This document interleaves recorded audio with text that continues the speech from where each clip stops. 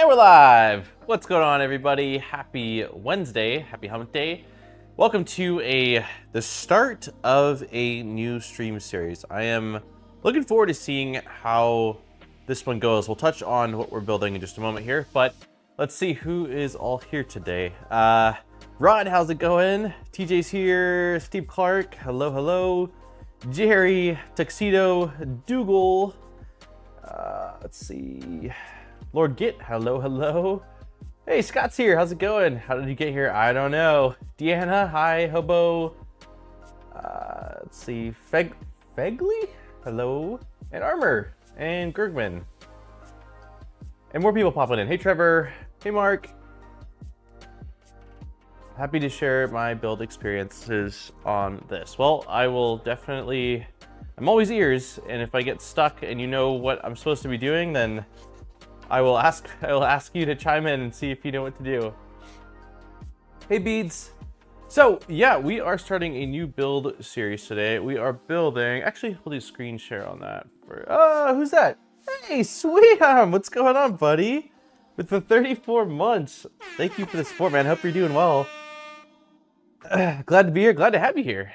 All right, let's see. So we are building this guy. That's a photo of it's under the underside. Let's pull it up like this. This guy. So it is called the Boom. And I don't know how long it's been out for. It's definitely been out for at least a handful of months. I remember seeing Siboor post this. I think it was earlier this year. Hey, cool. Siboor is in the chat, which is really cool. How's it going? Thank you guys for being here. I feel like it's gotta be, what time is it right now over there? It goes boom. Let's hope, hopefully it doesn't go boom. Been missing streams lately. No worries, man. Glad to hear you're doing well though. It came out in February. Okay, yeah. And so I remember seeing it and thinking, wow, that's interesting. So like we've built quite a few Siboor kits over the last handful of years, although it's been a little bit. We built a Trident, we built a V0, 0.2, and an Enderwire.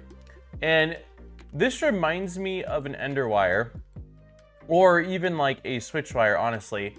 But there are some differences. I'd say the biggest difference between it and an Enderwire is it doesn't require you harvesting parts from an Ender. You get all the parts, which is pretty cool. It also uses linear rods for Z and Y, which is a little bit different. I think it's still using a rail for X. The toolhead looks like it's a dragon burner toolhead of sorts. It's got like the cat ears, but that's a little bit different. And then, yeah, it just kind of looks like a fun build.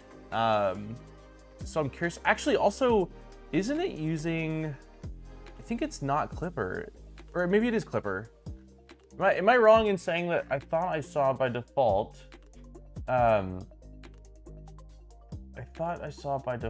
it was, yeah, Marlin, which is wild. I don't know that we'll stick with Marlin, but I haven't used Marlin firmware in, gosh, so many years at this point.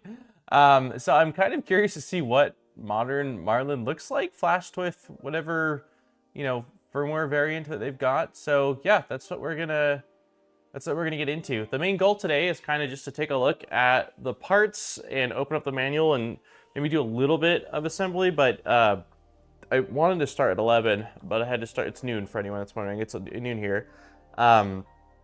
So we've got 2 hours, so we'll see what we can get through. But I do want to, I like to do on the first build, or the first episode of every stream, especially on a kit like this, is to kind of run through what's all included. So let's do that.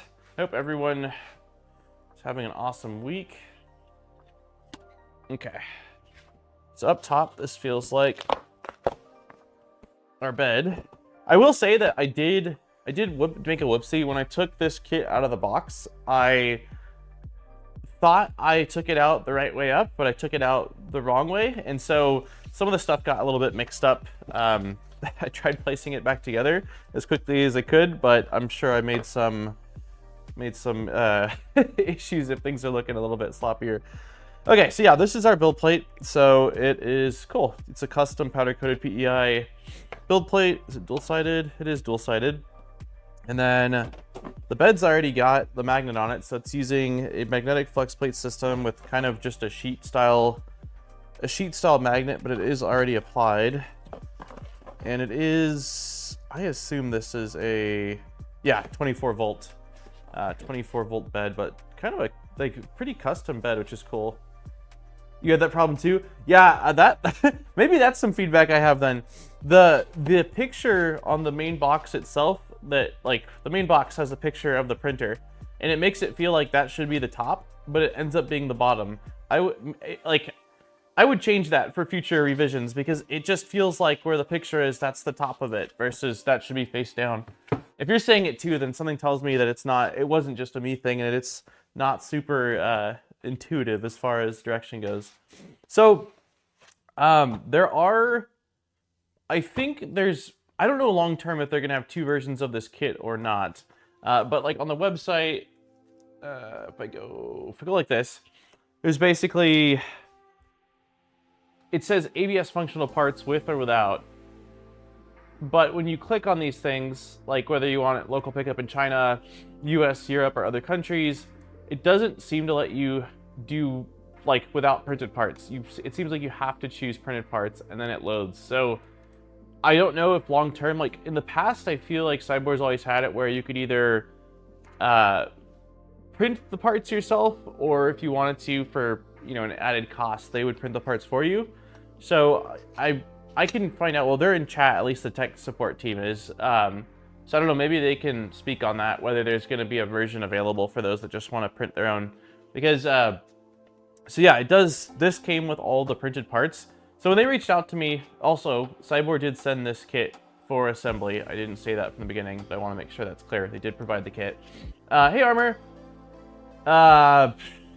And I had asked if there was any way they could do yellow parts. So I think the default is red and black, but they sent over, so black parts and then just some accent pieces in yellow. But the default and standard that it comes with is black and red. And I asked because they sent both, and they said, well, we weren't sure if we were going to have the parts by the time you started streaming, so they sent all of these parts as well. So I don't know, maybe I'll hold on to them, and if there's somebody in the US that wants to build one and they offer a version without the printed parts, I can send them. I don't know. Okay, Siboor is saying it is possible to get it without the printed parts. So it looks like the website's not configured that way, but maybe reach out to them via Discord or something like that. Are the STLs available? That's a great question. I'm going to say yes. Printed parts.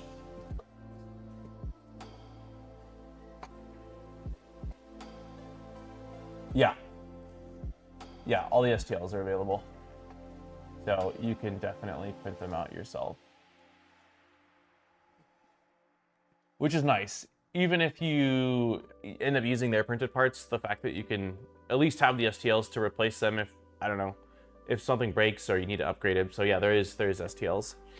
So, okay, but yeah, so it did come with, I can show some of them. It did come with printed parts, but I was told that the yellow and black in the baggies is what I'm going to be using. So yeah, here's our toolhead. Parts don't look too shabby. There's a little bit of, I assume that there was a bit of a brim possibly on like this piece. I can see there's a tiny piece of that needs to get cleaned off, but outside of that, like if you look at the layer lines, print quality doesn't seem too shabby on these. So yeah, I do see on a couple of them though that I think they printed with brims. I have to imagine that these are ABS parts. They look like ABS based off of the fact. Oh, I mean, I can't really eyeball it, I guess, but they're not. You can contact us for personalized parts. Oh wow, that's cool. Okay. Yeah. Jose, what's up, man? I feel like I haven't seen you in a long time. How's it going? Hey, John. Hey, Los. So yeah, these are the parts we're going with. So it's going to be yellow and black, probably primary parts are black, accent parts are yellow, and it's a black frame. So we're going for that bumblebee look. That's basically what we're going for. So I will show, here's like some of the extrusions. They are, black is the color, at least as of now, that they offer it in. I don't know if I'll be able to show. The anodization on this is pretty nice. It's definitely a lot nicer than, say, what you'd get with buying like an Ender 3 and tearing it down to build an Enderwire. Like it's got a little bit of that, I don't know if it's bead blasted or what exactly they do with the anodizing, but it gives it like a really subtle texture. It makes it where the light just bounces off of it really nicely. Yeah, textures, it's really, really nice. They also, so they, with the printed parts, they sent over these linear rods, and I asked about that because I said, hey, the kit looks like it came with linear rods. So I guess what they said was that there was a couple isolated incidents on batch 1 where there were some issues with a couple of the rods. It sounds like, from what they've told me, that it's for second batch, like it's all been corrected. But in case there was an issue with the rods, they wanted to make sure they sent rods, that way I had them. So we'll probably just end up using the ones that they sent. But yeah, these are the linear rods. So let me, I don't know, they're pretty thick. Do I have, yeah, I do have my, yeah, powder coated look, exactly. Okay, so the rods are 10mm rods.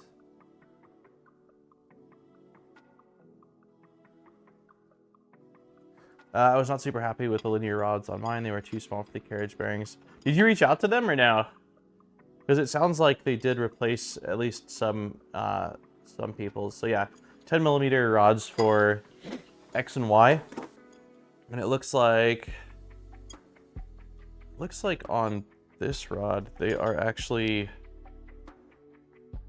drilled and tapped, which is kind of interesting.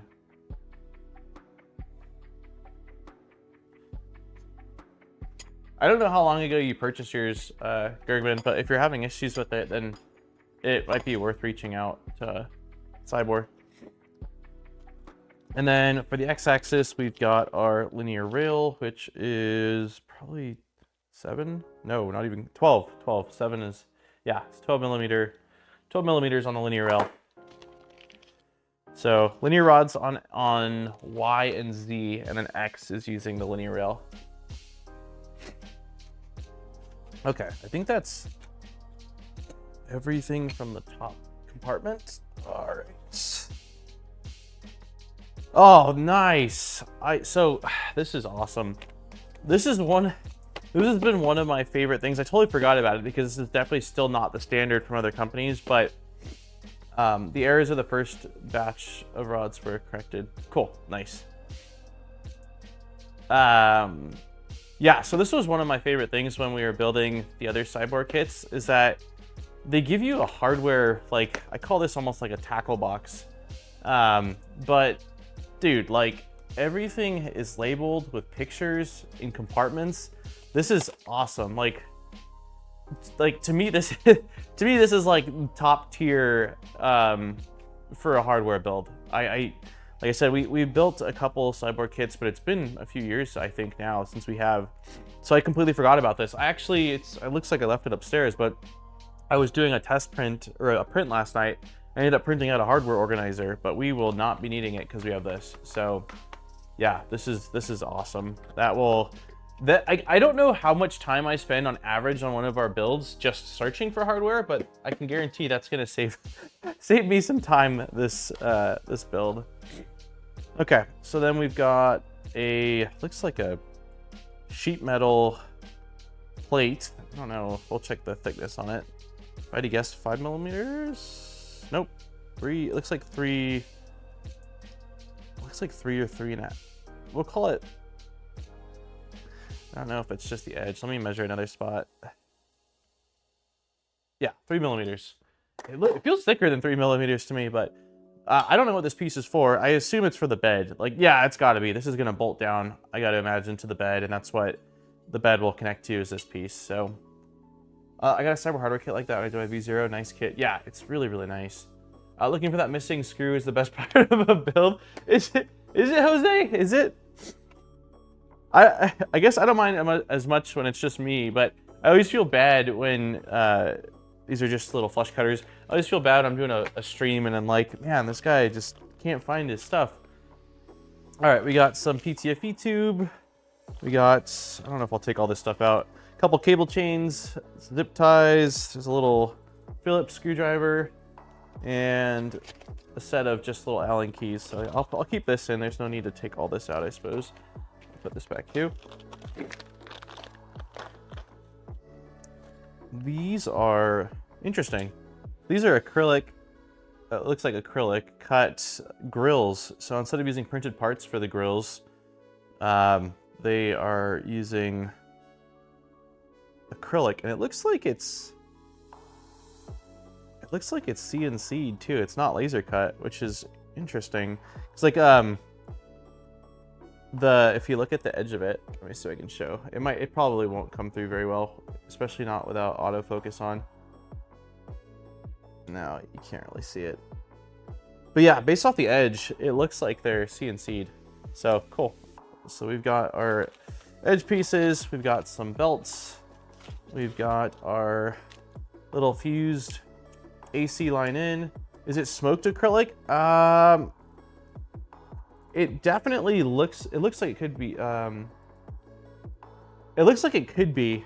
Like usually usually acrylic in general is really glossy and reflective. We can peel here. Let's peel a corner just to look. Let's take a look.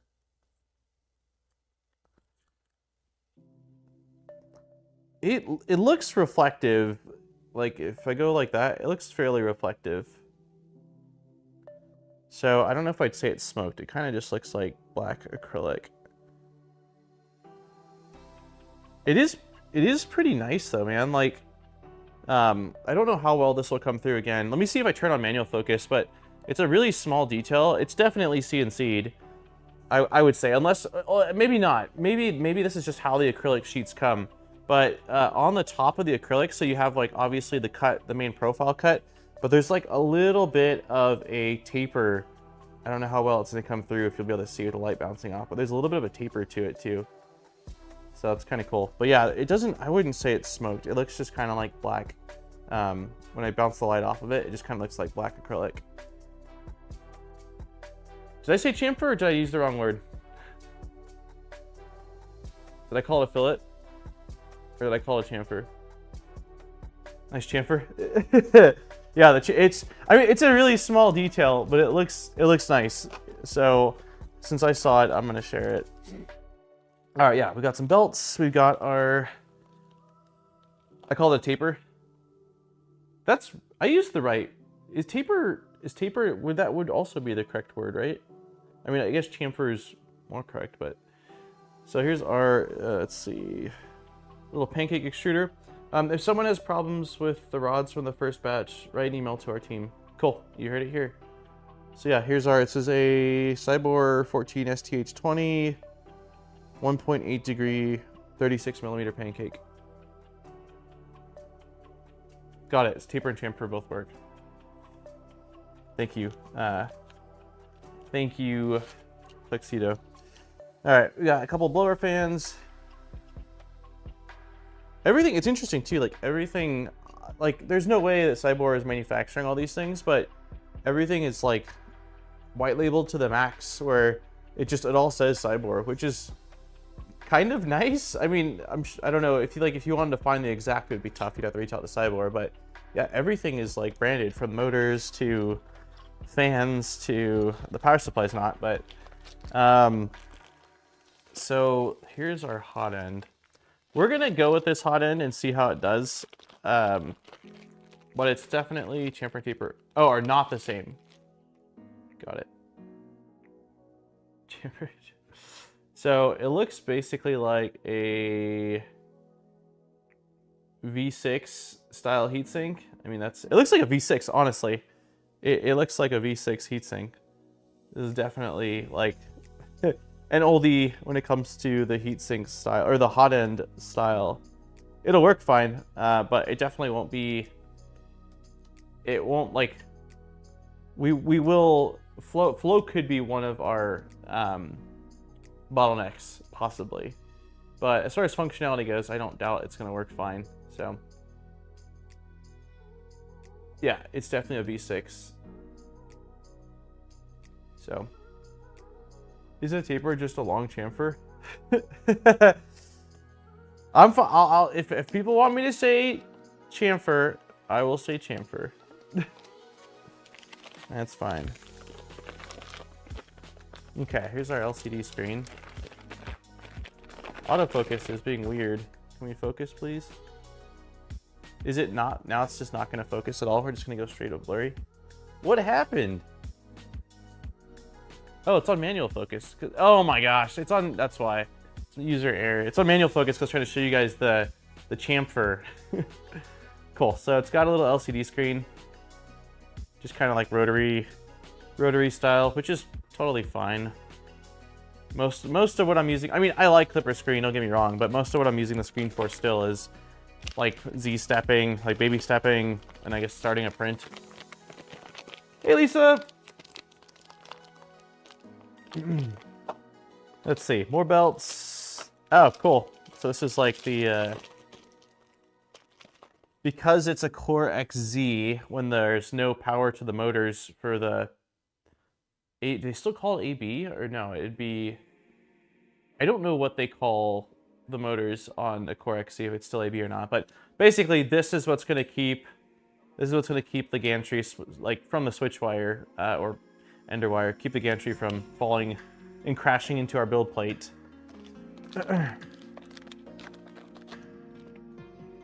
There's definitely some acrylic pieces in here. This is another acrylic piece. Okay, let's check out this board. I see it says Maker Base on it. I only mentioned because I hear CNC guys always refer to it as a chamfer. Oh, yeah.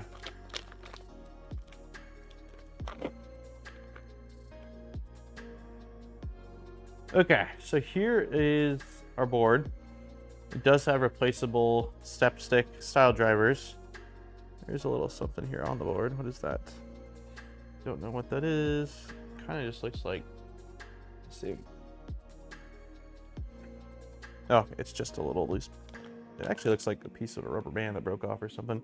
Anyways, so this is the board. It is the MKS Robin Nano V3.1. So I don't think I've used this board. I mean, MakerBase does a lot of white labeling of boards. I talked about this when I was reviewing a lot of the big manufacturers' first generation of Clipper printers before they started like actually making custom boards. Were just using, I think it was the Skipper board, the MKS Skipper is what a lot of people were using. So, and I wouldn't be surprised if MakerBase is still being white labeled for. That's not actually. I'll take the USB out because I'm not going to be able to put this in.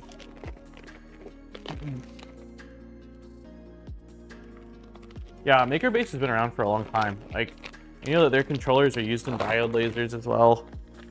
They're definitely kind of an OG. I'm pretty sure they date like BQ or Big Tree Tech in the space. I'm almost positive.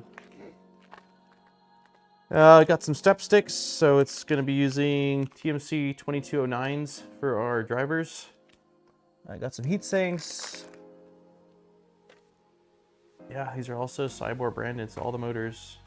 There we go. This is a 1.8 degree. The model says 42 STH38.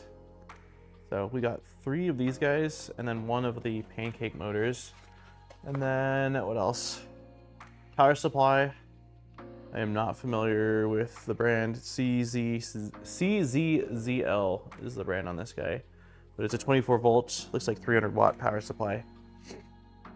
So this is what's going to be powering the boom. And then we've got, what else? A couple more things here. No switching 110, 220 on it.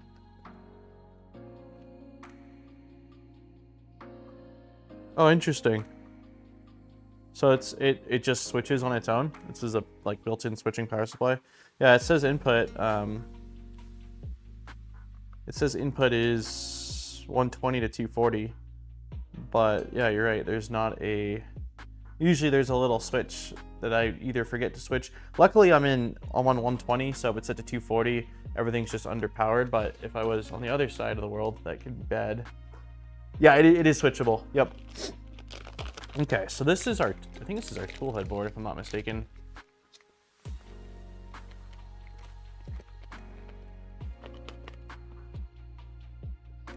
Yeah, this is our Toolhead board. So a little custom board. It says boom. Basically has, oh, interesting. That's kind of neat.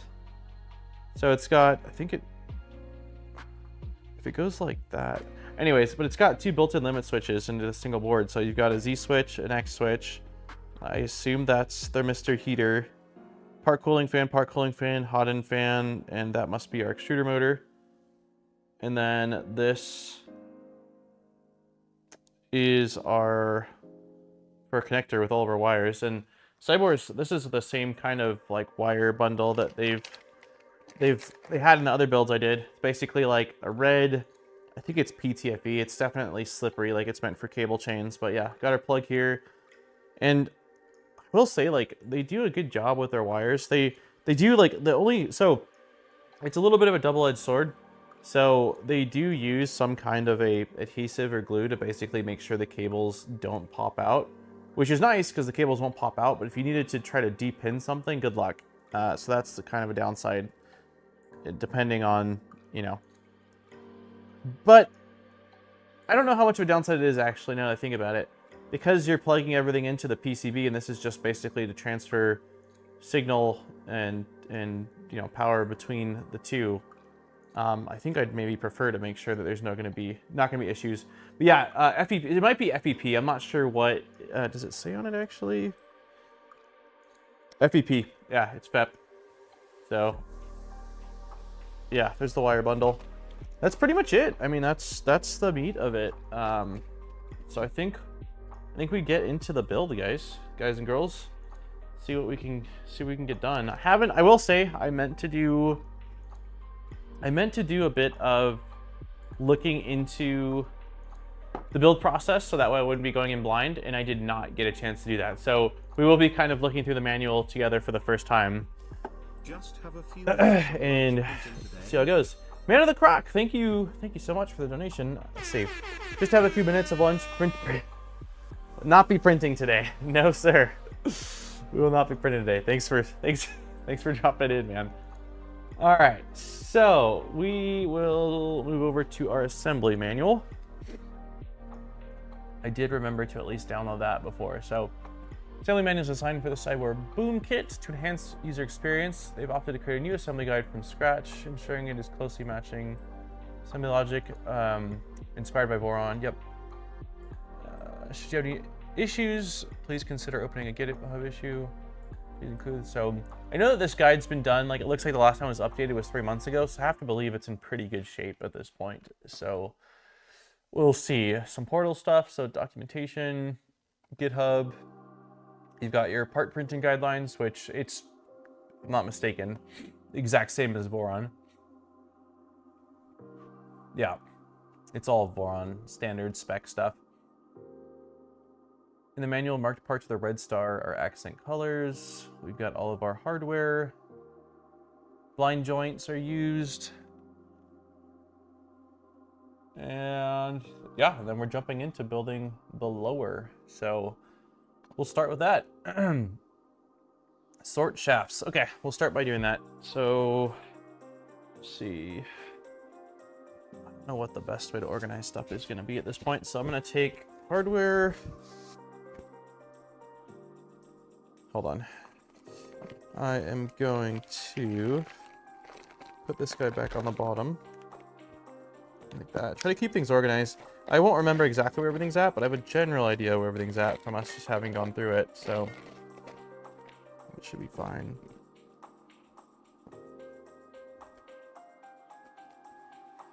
Okay, so I'm gonna keep the hardware box off to the side. Maybe, I don't know where I'm gonna keep it actually. We'll see. Once I get all this stuff out for this first part, maybe I can clear up some space, but let's start by organizing all of these guys.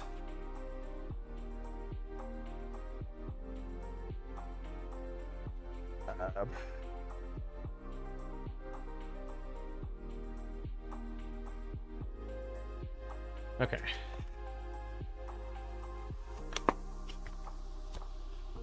So maybe I'll just take the extrusions out and then slide this over here. I don't really know how I'm gonna organize things yet, guys. It's gonna be a major work in progress, but once we get going, it should be a lot simpler. So for starters, let's just quickly sort by length and then we'll break it down further. So these are same length.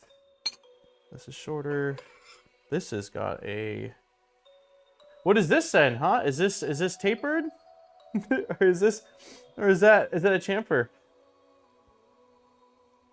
Huh? Answer now in the chat.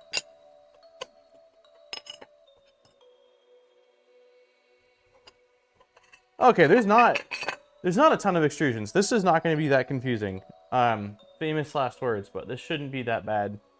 Basically, it looks like there's 1, 2, 3, 4, 5 variants of extrusions. That's a chamfer too. Okay. Angle cut.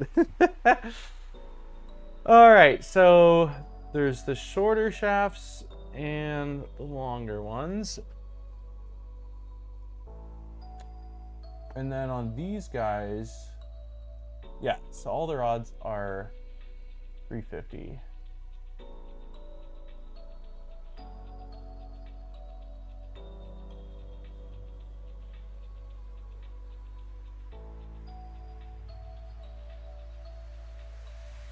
Okay, so it looks like we're going to start by grabbing one of the A extrusions and basically just putting a bunch of T-nuts inside. So let's slide these guys out of the way. Let's grab this, change side view, open up our hardware kit. Liz is in the house. How's it going? Panda Treat releases tomorrow? Why don't I know what that is? Thank you so much for the 38 months. How's the U1 going with you? Last time I saw you, you said you were doing a stream on the U1. All right, we got our nuts. So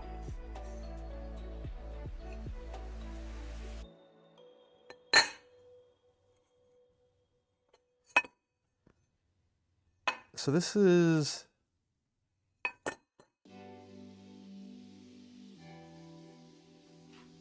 U1's great so far. Awesome. Print on food with your printer? Oh wow. Wait, is that the like coffee extruder thing I've been seeing, or no, it's not?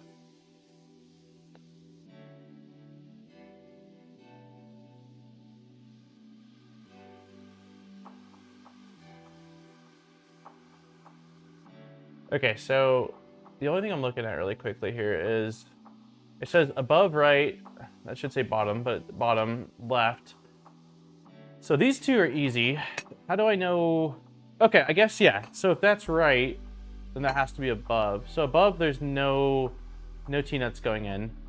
On the right side, which is like this, which I'm basically just looking at the holes. Okay, I got it. We got this. So we're doing 2 of these on this side. 1 there. I'm not gonna do exact placement. I don't think it matters at this point. I more just wanna make sure that I've, I guess, got them in. So I'll just kind of eyeball approximately. Hey Troy, let's see. It's Beaky Beaky thing. Yep, coffee, cookies. Nice. That's exciting. Yeah, I definitely saw like videos and photos of people drinking the coffee, at least at maybe multiple events. I don't know.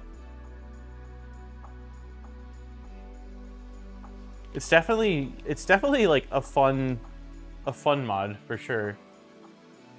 Okay, so on these ones, let's see.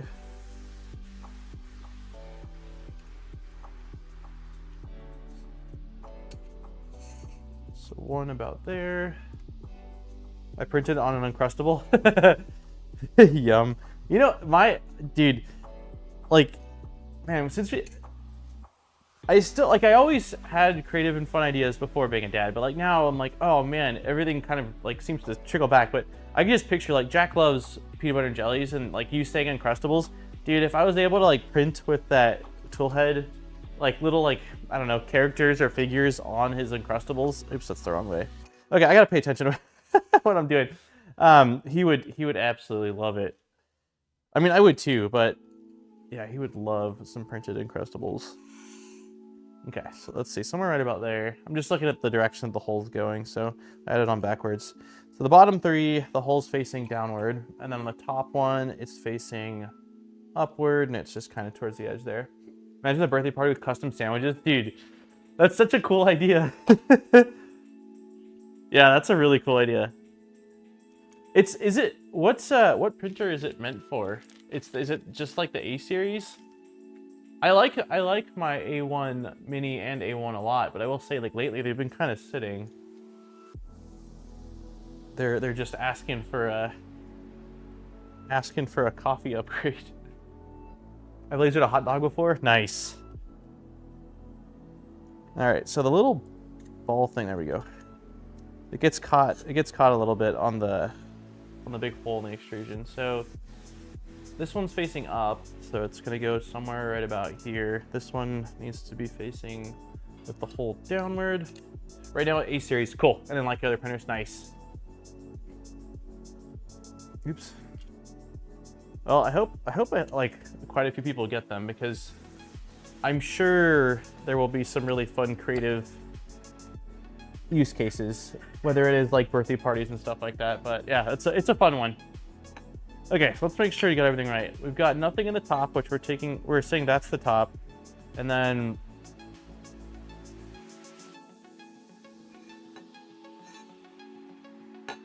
hold on. I was not paying attention again. Okay, so bottom, this is the bottom. We've got the hole right there. Okay. So this is the top side. The left side is the one that should have two there on this side. The right side, no, I think we did this fine. This looks correct. Right side 2 with the hole. Left side 2 with the hole. Bottom side 4. We're good. Okay, no, we're good. We are good. Sweet. Pepperoni filament. Ugh.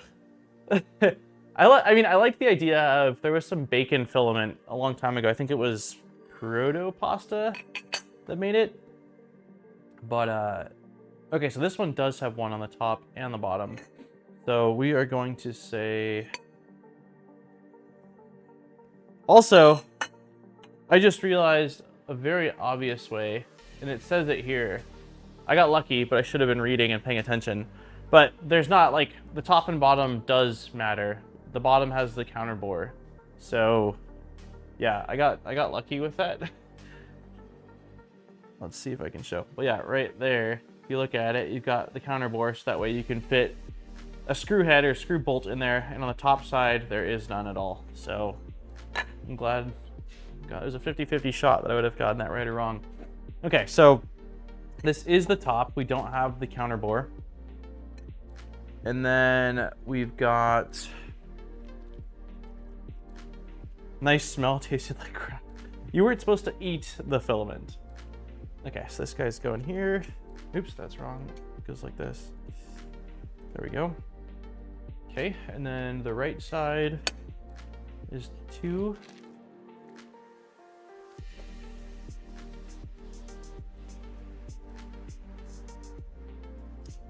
Holes are facing inward.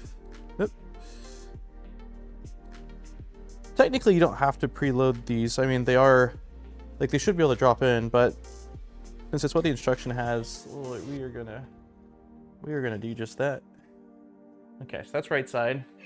Bottom side, we got 4, and then looks like none on the left side, so just 4 more, and we are done with this. I'm gonna throw these back in the organizer. Okay, so hole facing bottom. And then hole facing bottom.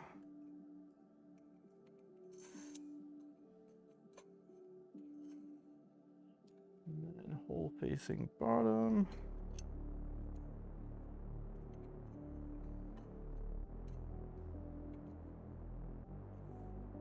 Okay, and then the last one. Hey, LTX! Has anyone else had PLA that smells like maple syrup? I don't think I have. I know that when I worked at Matter Hackers, I mean, there's like a lot of people are printing. Everybody got a printer to like take home or have at their desk.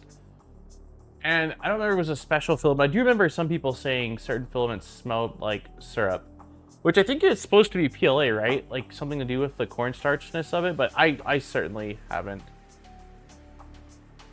You need to hit up LTX for a Lazy Susan for your builds. Okay, sounds good. Send me a photo. I did get your message, sorry, Armor, about emailing you regarding that filament sensor. I will. It's on my list. I literally have a to-do list on my phone. It says email, email about that. I just haven't gotten a chance yet, but I did see it, and I will do that because I'd like to get that figured out.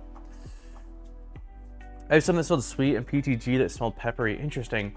My nose, my smell is pretty not great.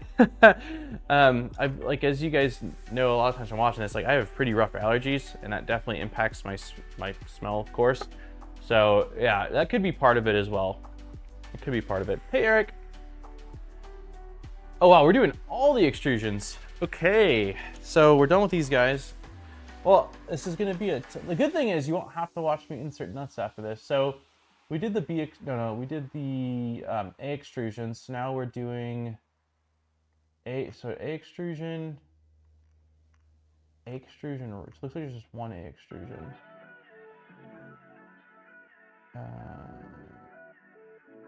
Wait. No, I'm sorry. So we did the A extrusions.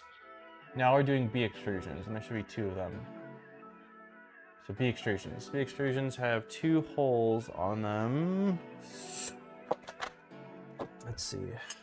Gotta be these guys. They're not that one. They're not that one. And these have no holes at all. So yeah, it has to be these guys right here. Well, the good news is though, like, yeah, doing this now will hopefully mean that I'll kind of fly through some of the other parts of the build. Okay, so yeah, we did those. Do these have counterbores? These do not. Okay, so the other V extrusion has a mirror layout and installation. It will be omitted here. Got it. So yeah, it doesn't look like it matters because there's no counterbore on these. So I assume we're just going to be building 2 of these then. Yeah, that's got to be right. And these are also just M5 T-nuts. So let's do it. Hey, Zombie's here. Hey, Zombie. Check that DM. All right. All right. Let's see. You DM'd it? Oh, there you did. Whoa. I'm going to save this. Can I show this? Pretty freaking cool, dude. Are you cool if I show this, Armor?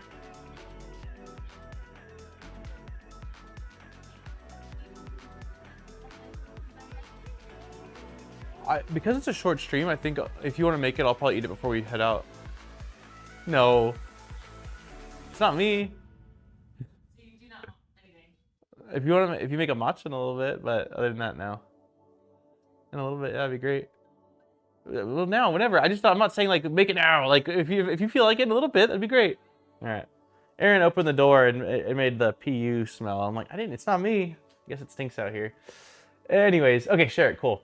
So this is what Armor just sent me. So that looks awesome. That looks super cool. I'm definitely gonna need more info on like what the material is, how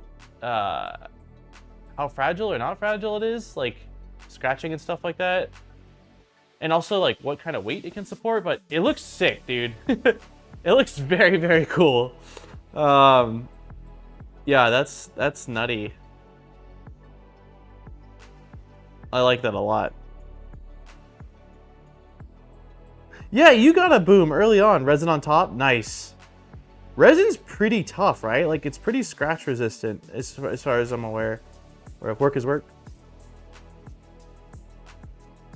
It's MDF. Got it. Okay, so it's MDF covered in epoxy. It's gonna be very durable. Yeah, that's sick, dude. I don't know how he got the logo to like pop so much, but that's really cool. Is that a Lazy David? Yeah, that's awesome. That looks really freaking good. Okay, let's do this. It says, okay, so there's a little bit of a heads up that I am going to read. So the two circled in red are M3 T-nuts. So let's do the M5 ones first, and then we'll circle back to those ones. So I have been recording my build, stopped right before Rocky Mountain. Okay, how far along are you? It doesn't seem like, I mean, I haven't looked at the build manual exactly, but based off going through the instructions here, okay, so we need to not do, the holes need to not be facing up for this, for the above side. Based off the parts, it doesn't seem like it should be that long of a build. Famous last words, but that's at least my impression initially. Also, I lied. We're not going to circle back. Let's just put the M3 M3 nuts in as well. So these are towards the center-ish, like that. So M3.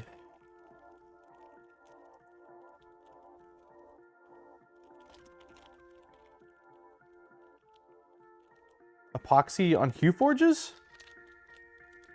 Yeah, I've seen a lot of like epoxy videos for custom tables and like, well, no, some of the stuff I've seen is actually resin pouring, which is not exactly epoxy.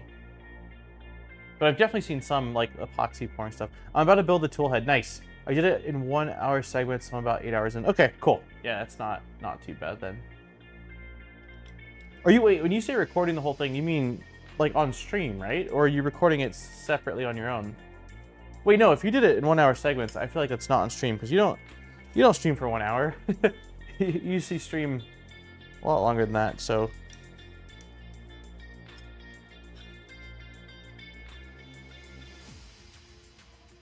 Okay, so hole facing. We're just gonna do 2 of these at the same time too right now as well. So basically at this point, we've got 2 M3 T-nuts on both ends and then M5s for the center. On stream, okay, I essentially did one section of the manual at a time. Okay, got it. Are you planning on like chopping that down to make a video, or are you, or is the, yeah, I assume you're gonna do something with it on YouTube, right? Or are you leaving it like as is as part of the stream format? Okay, so we need 4 more of these guys. Yeah, it looks incredible, LTX.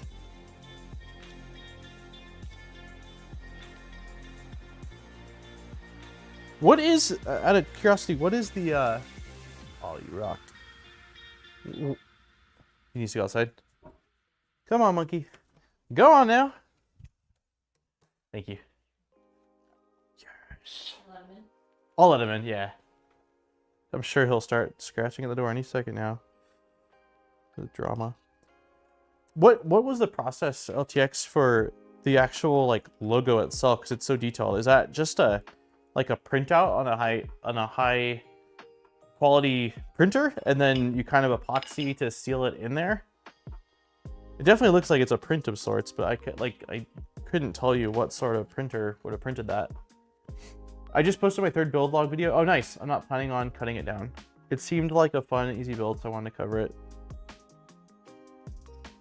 Yeah, I remember you commenting about it when they first shared it on Twitter or on X.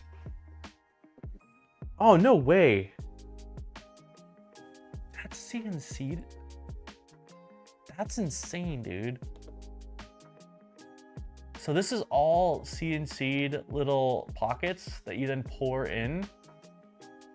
And then, so I imagine the process is probably fill, then probably sand, I would think.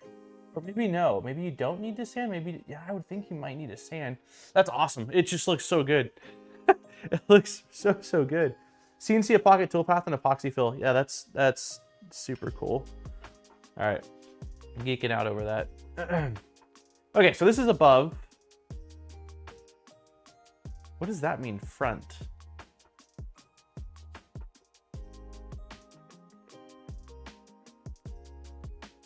That's a little confusing to me. So these two are going to be easy.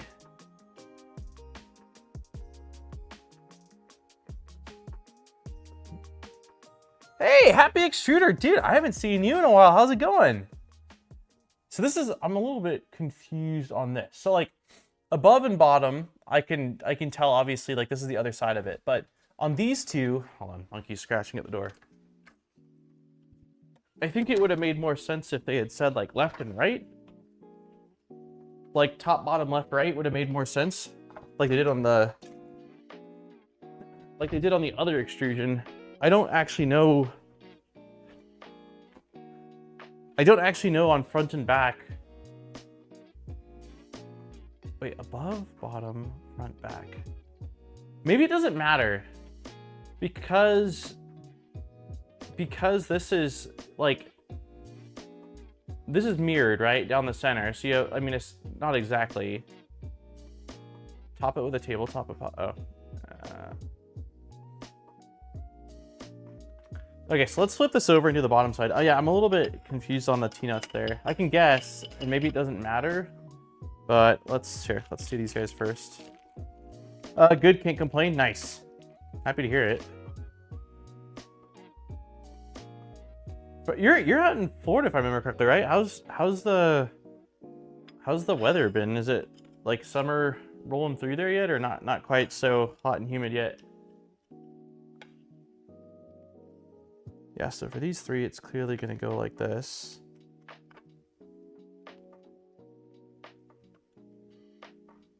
Is there, if you guys are still in chat, Siboor team, is there a step file or like a 3D file of this build? Because like for referencing stuff, it could be kind of useful.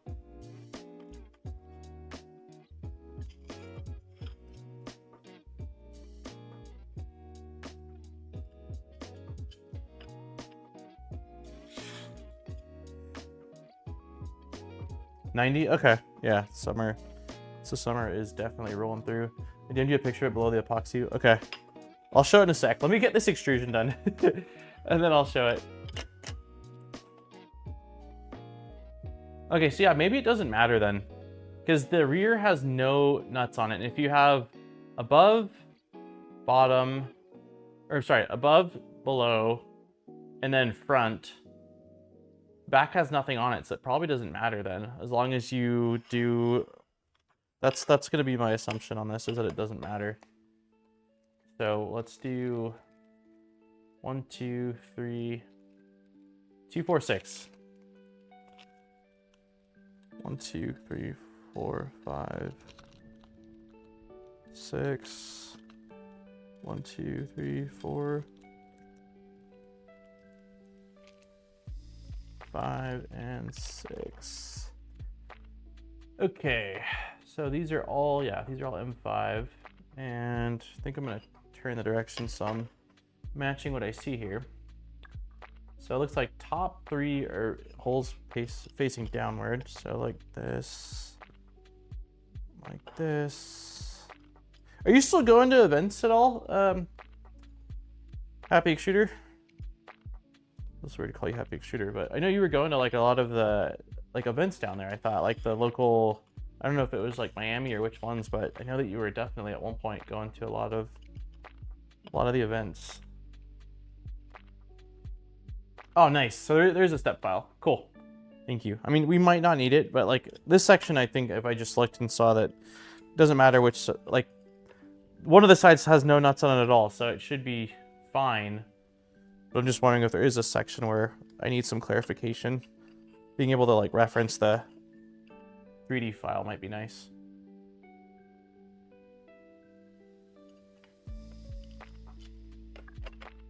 Also, does this camera angle work for what we're doing right now? I know it's like kind of a further out shot, but I feel like the contrast is so high that it's still Pretty easy to see what's going on. Bearded! Thank you so much for the donation, man. Neat.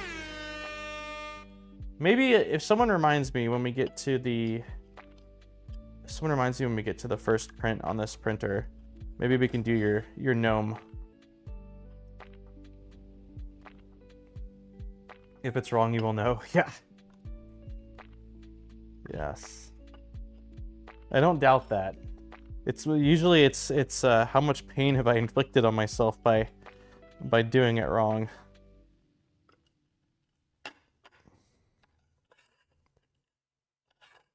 Okay. All right. So these two extrusions are done. We're gonna do a quick peek at the turntable that, let's see, where's... Cool, I got the link for the... I see the link that you sent, thank you. Oh yeah, that's cool. Save image as... Did you just, for getting the MDF black, did you just rattle can it? Is it just spray paint?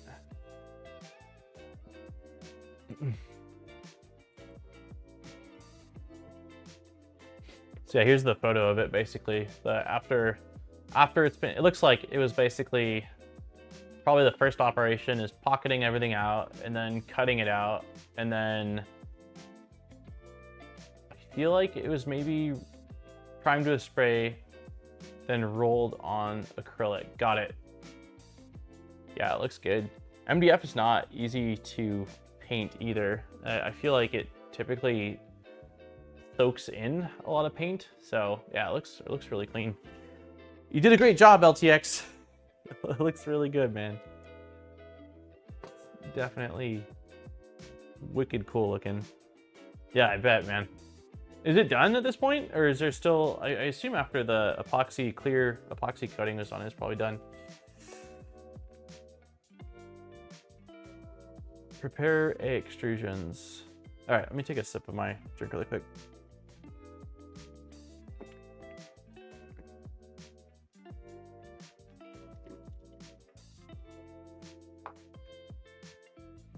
All right, so far we've done stuff to the A extrusions, stuff to the B extrusions, and now it wants us to install screws onto the B extrusions. So we need M5, M516s. There.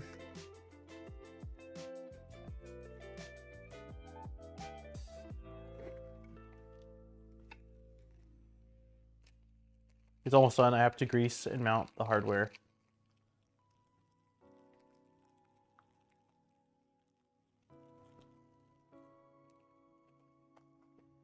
All right, so we got these guys. These are what is this, a 4mm? No, this is probably a 333. Yeah. All right, so yeah, the ends of these are threaded, so we're just going to go ahead and install, I assume for the blind joints.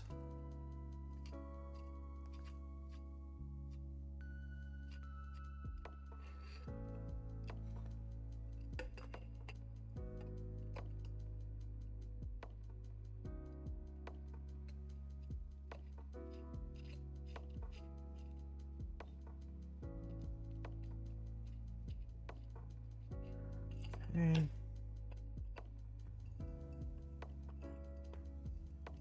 Oh, these are really smooth.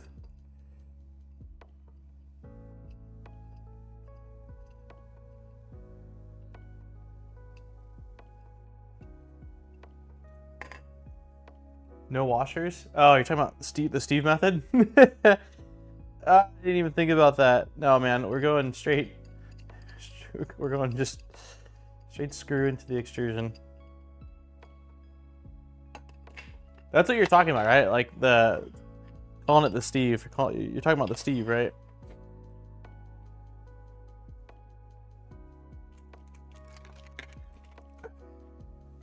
Sorry, just cleaning up this.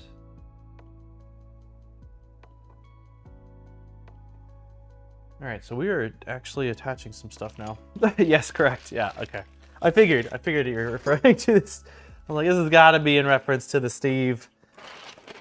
Steve's not here right now, so when the extrusions slide on me, he won't roll his eyes.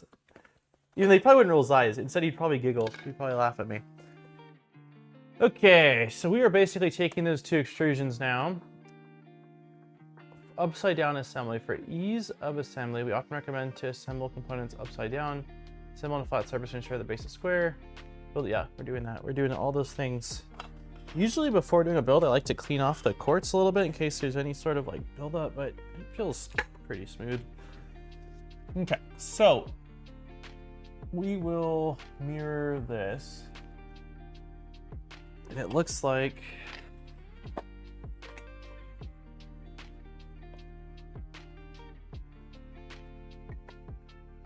so it wants hole on. So yeah, if it's upside down, it wants above down, which is going to be the side with the holes. So it would be like this. The only thing I don't know is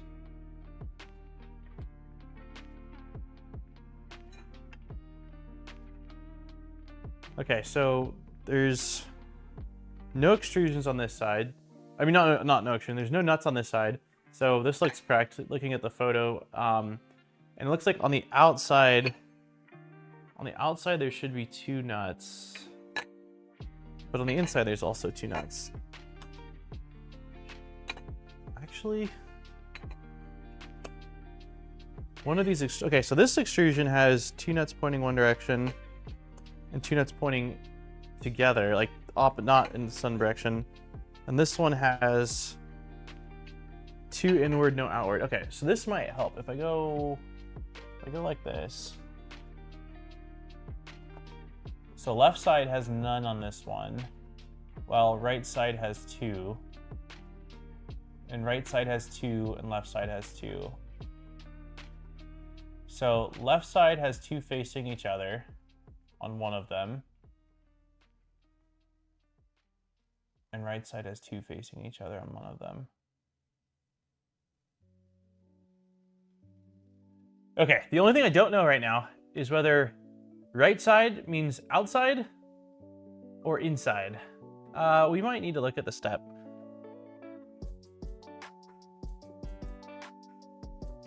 If I look at, where's the photo? Oop. I cannot tell front, rear.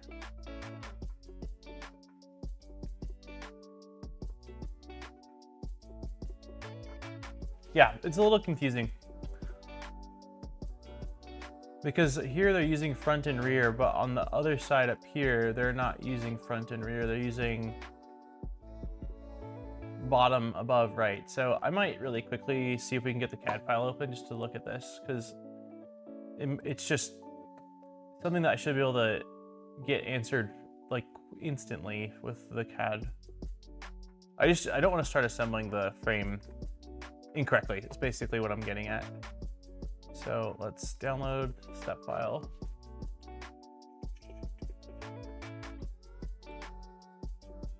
Download.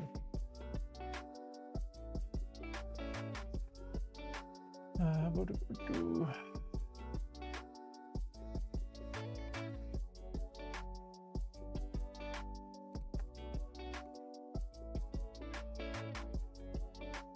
Okay.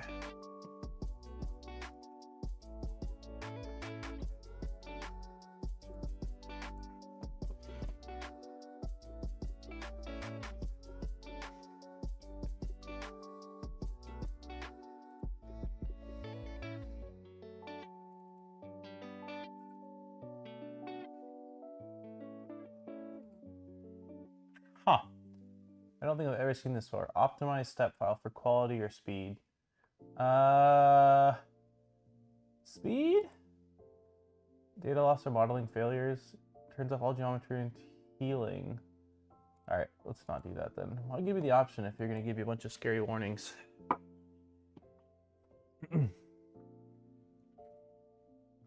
Just say Steve 3 times and he will appear. I heard you have to like click your heels together as well.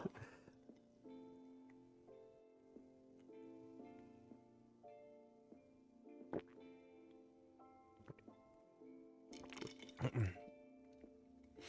give this a minute.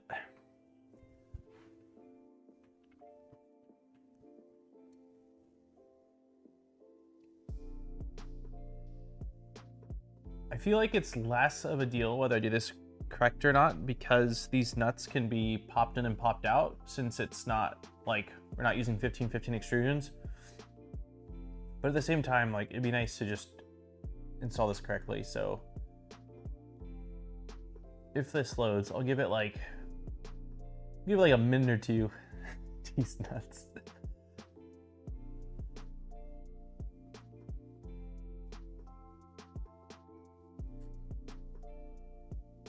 Come on! I think it's this computer, man. I feel like on my Mac, things load quickly. How large is this file? Kind of curious now. It's not a big file. The venture build was like a ridiculously large file, if I remember correctly. Yeah. Yeah, Steve's. I definitely know that I'm probably under, not staffed, but like under. I don't have enough tools basically. Like I should have at least some more basic ones, but even with that, like Steve has a bunch of stuff where it's like, man, the one specific one that I love is the Nipix pliers, which I had never heard of. Prior to him kind of showing me. And I know that there are some other, this is just not loading, is it? I know that there are some other companies that make like kind of knockoff versions of it, but they're just incredible. There had been quite a few things over the time of me building and just doing other stuff where I've used vice grips and scratched the crap out of whatever surface it is, even if I use some kind of like in between, you know, to sort of protect the thing that I'm clamping down on. But yeah, the Nipix are just so good. What are cobras?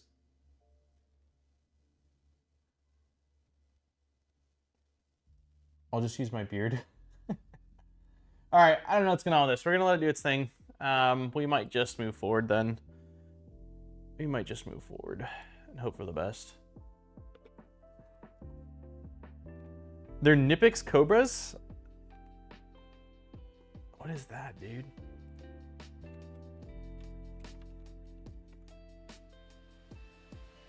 Oh, interesting. Yeah, I haven't seen these. I mean, these are sort of similar. Like, these are what I have. I have the wrench. So the Cobras look like they have that same adjustable. The adjustable thing is so nice, man. It's so nice. Yeah, I haven't seen these before. I'm not slicing anything in my browser. Yeah, it's just not loading. Okay, so we're just gonna assemble and hope for the best. We know that, based off the picture, I know that this is at least correct, the top, like, top orientation. But what I don't know is regarding these guys. Although, actually no, I think I can figure this out pretty easily. This looks like on one side it's favoring one side heavily. So is there a picture where we have two on one side favoring one side heavily? I'm gonna say it's this. Yeah, so I'm gonna say this goes like this. I think I've got it right now. I'll put it on my wish list, the Cobras. I have Icon Smooth Jaws. Okay, I think based off this photo alone, I just figured it out. So I don't really know that we need the CAD, but if it loads, it'll be nice still. So yeah, basically it looks like there's two pointing in the same direction. I can't tell if they're actually pointing in the same direction. Nope, that was the wrong one. But they're favoring one side, and based off the thing we assembled, that seems like how we'd want it. And so we know that on the other side of that, there should be two. And then the other extrusion, there's one side with two and one side with nothing. So regardless, everything seems fine. So we can move on from there. And now we need 1, 2, 3, 4, 5, 6. So there's 6. So this has 6 on one side.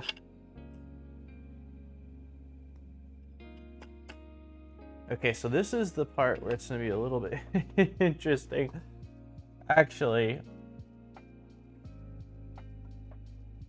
Okay, so this looks like 4 facing the same direction. And I have 3 and 3 on these.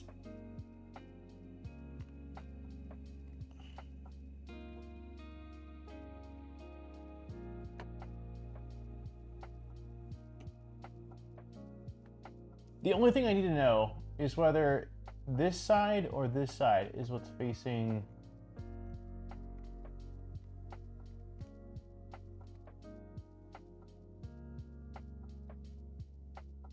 Yeah, it'd be really nice to have that file.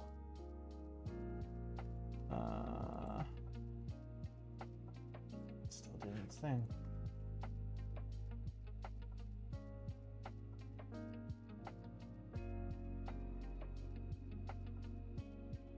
Watch my build video.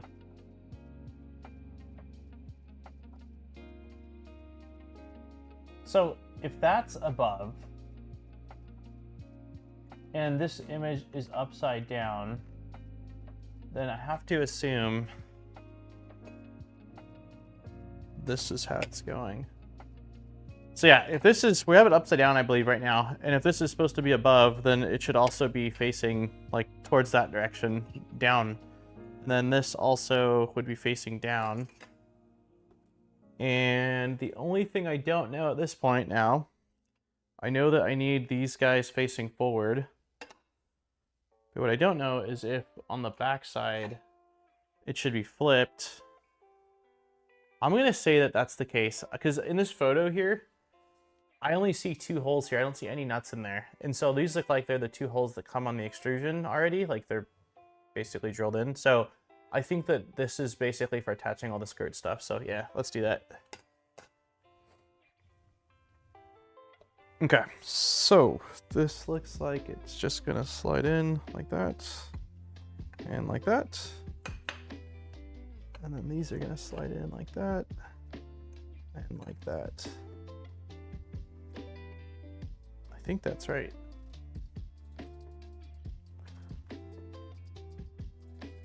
It doesn't say anything about tightening anything.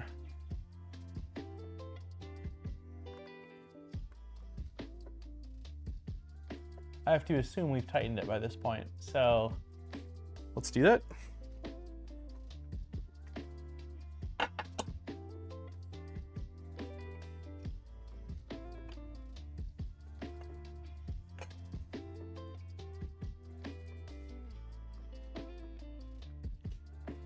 Okay, so I'm just gonna use some 1, 2, 3, 4, 5 blocks.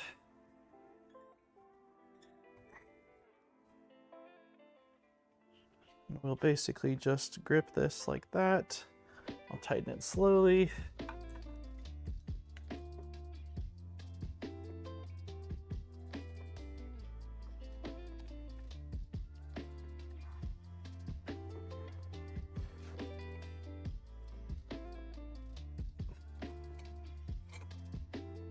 Feels like they're smooth on the edge there. I'm just gonna tighten them, I think, loose, like a little bit for now. We'll kind of spin it. And then I will... Hey, Nice is in the house. How's it going?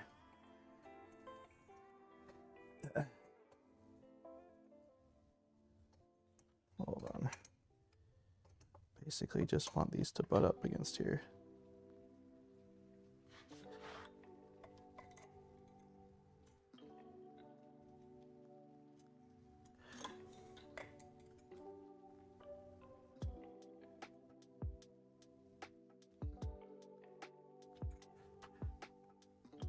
Feels fine.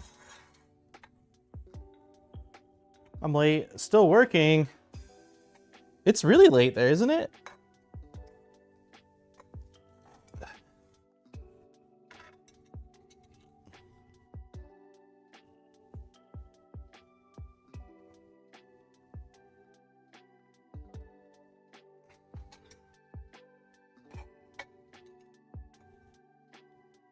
right.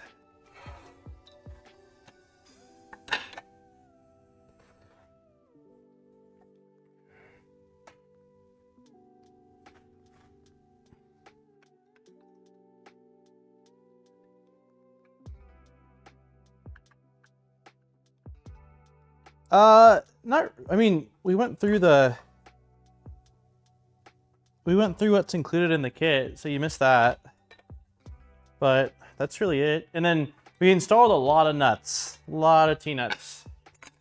Or roll-in nuts, or whatever we're calling these guys. I call them T-nuts, but some people call them like roll-ins. Yeah, I don't feel any like lips sticking out. Yeah, it feels fine.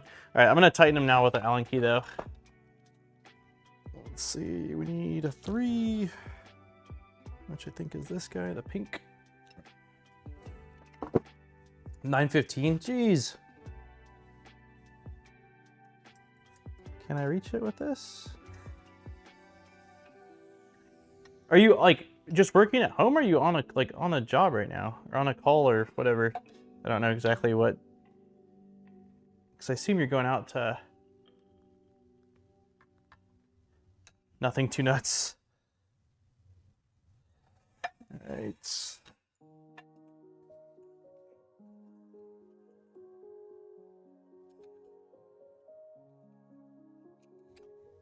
There we go.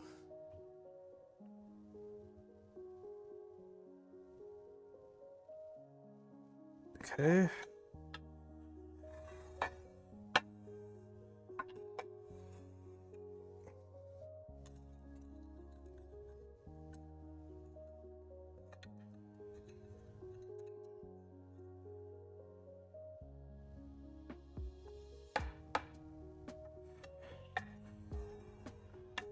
Okay, I think this is the last one. As long as I've been spinning this in the same direction for all this, it should be the last one we need to tighten. Yeah, it seems like this one's kind of loose. I just got back from site. I need to make a report for insurance claim. Oh, jeez. You have to do it tonight, or can you wait till tomorrow on the... I assume insurance... I don't know how that actually works. They probably work 24/7. Okay, that seems tight enough.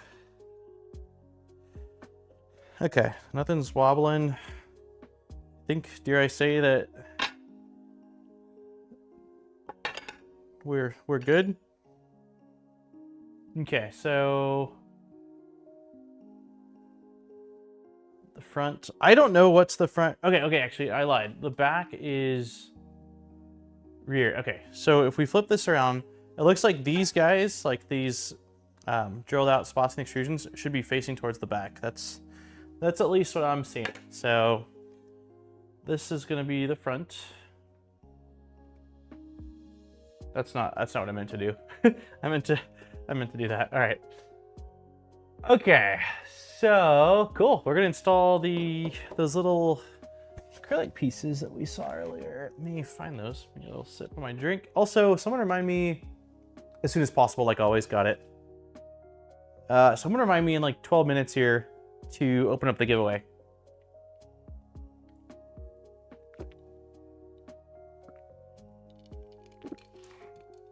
Please remind me. Pretty please. All right, so let's find our acrylic pieces. There they are.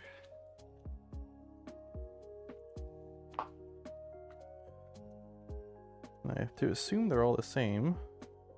Sure, look. No, they're not all the same. There's one different one, which is going to be for our. It's definitely going to be towards the back, because it's got the little AC inlet on it. Okay.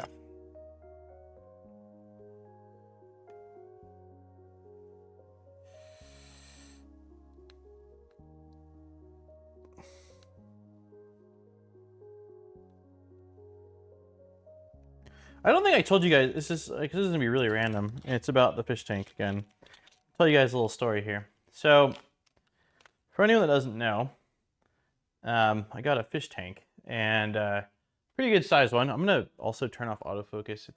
It's gonna drive me a little bit crazy here. So okay, backstory, real quick backstory. So when I was 20, I got a job at PetSmart, and I loved that job. I would have stayed there forever if the pay like I couldn't do anything on the pay, but like the job itself was incredible. I loved it. And during that time, I made some friends with one of my managers and a coworker that worked in the pet care department, which is basically the department that deals with the animals that they actually sell, fish and mice and snakes and reptiles and all that. And I got really into fish keeping. Just like, I've always liked fish, but I was like, man, it's so cool.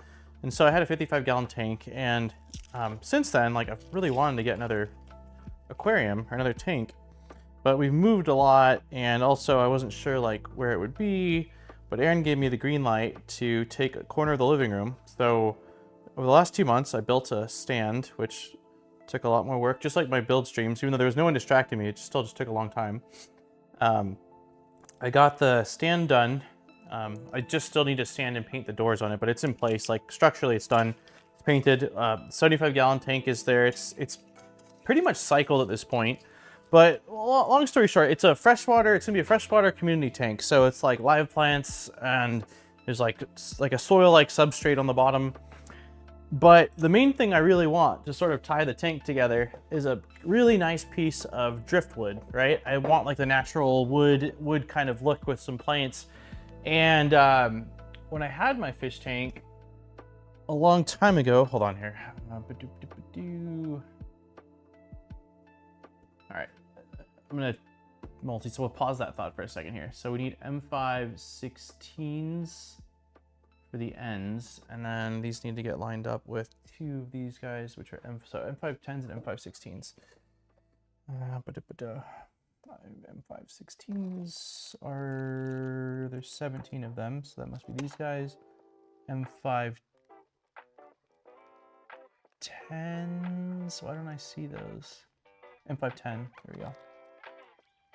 Yeah, so anyways, long story short, no 3D printed scenery. I want natural, no plastics, sorry. But yeah, I just really needed a big piece of driftwood. Like that's the main thing to kind of tie the tank together, and it's sort of the centerpiece of it all. And so I went to like the local fish tank or local fish shop by me that has a really bunch of cool stuff. And the driftwood selection was just kind of lacking. So I drove to another fish tank store that was like in Boise, which is like our biggest city out here. And their driftwood selection was also super underwhelming. And so then I took Jackson on a walk and to like this wilderness trail, because there's a lot of water around us, and was like hunting for driftwood out in the like in the wilderness. And I'm like, man, everything's either like rotted wood, softwoods, because it needs to be a hardwood, or at least sort of a hardwood. Otherwise it'll just break down really quickly. And then one of the stores recommended a reptile store. So then I went to a reptile store that had a bunch of wood, but not the right wood. And so long story short, the owner of the reptile store's name's Daniel. And I was like, cool, great name. That's also my name for anyone that doesn't know. But I've been calling him a couple times because he's expecting a pallet of wood to show up in the next day here. So everyone just basically, long story short, keep your fingers crossed that the driftwood comes in. There's a specific type I wanted that apparently is only available in Africa. And he said that like that driftwood has been, like it's been hard to get that. It's a really nice driftwood. So the driftwood that this guy has, which is, I think it's Mopani is the name of it, but it goes by Ghostwood. It won't last as long as the other wood I was looking at. And it's not exactly the style I was thinking of, but it's pretty freaking cool. So this is the Ghostwood. It has just sort of like crazy shape to it. It's pretty cool looking. So let me see if I do like Ghostwood, aquarium, fish, plant. Keywords there. It's not really a great example. That's only like a really small piece of it with some... It should look freaking cool. It should still look cool. I gave up on fish and I have succulents. Succulents are much easier to care for. That's sick, even though it's like kind of dark. That's kind of cool, I guess. Yeah, so we'll see. Oh, that's very, very cool. That is nutty looking. Yeah. So keep your fingers crossed, please, that it shows up. Jack keeps saying like we get fish soon, like because we have the tank with just you know, it's just been running for a couple of weeks now with just plants in it. And I'm like, yeah, we're gonna get fish, buddy. We're gonna get fish. But yeah, I'm just shocked. I guess, like, backtracking, I'm just shocked at how unavailable driftwood is. I remember when I had my tank, you know, years and years ago, I went down to this local spot and just found this gorgeous piece of wood, like right when I walked in. That was kind of shaped almost like a tree. Kind of shaped like a tree, so it sort of looked like a, you know, tree without any leaves on it. It was really cool. You can't just walk. Yeah, exactly. It would have been a lot easier when we were coastal, but yeah, I can't exactly. We have a ton of water here though, and like I've heard people say that if you go down to like some of the lakes or rivers here, like you can find it, but it's like how long. Like part of it too, like there's places that sell driftwood online, right? But you can't see it in person, which I don't really love, and the price is like pretty expensive, man. Like you go online and look up a large piece of driftwood, including shipping, it's like holy cow. So I was like, maybe I can just find one. But after spending, me and Jack were out there probably for like 2 hours, and I'm like, how much driving around am I really gonna do before I just pony up and buy something? But yeah, no, the reason I didn't get anything out here so far wasn't because of price. It's just literally there hasn't been anything. So okay, let's see. These are gonna be. Where's our driver? Where's our driver? Here it is. You can't just start a driftwood farm. I don't have time for that. This tank's supposed to lower your blood pressure unless you can't find your driftwood. Yeah, I lived at home when I worked at PetSmart when I was 20, and like my dad worked nights, or I guess not nights, or maybe he would get home at like 1:30, so nights, but not like grave shift where it's all night long. And I would usually be up pretty late. Why are we not going in? There we go. I'd usually be up pretty late. You guys can't see what I'm doing. And he would come in my room and we'd just sit and watch the fish. Like it was just so, I don't know. I found it super relaxing.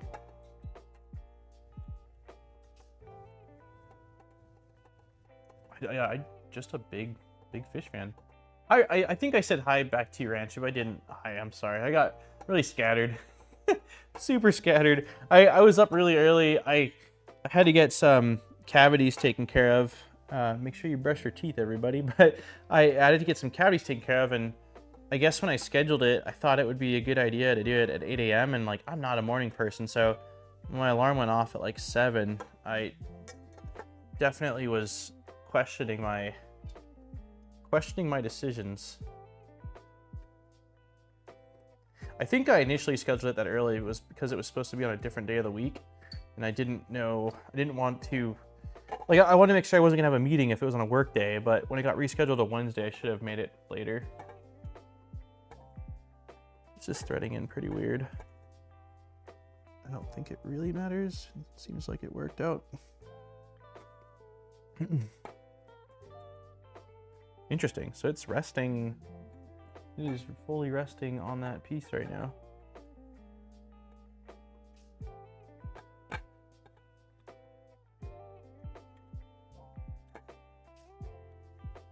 Okay.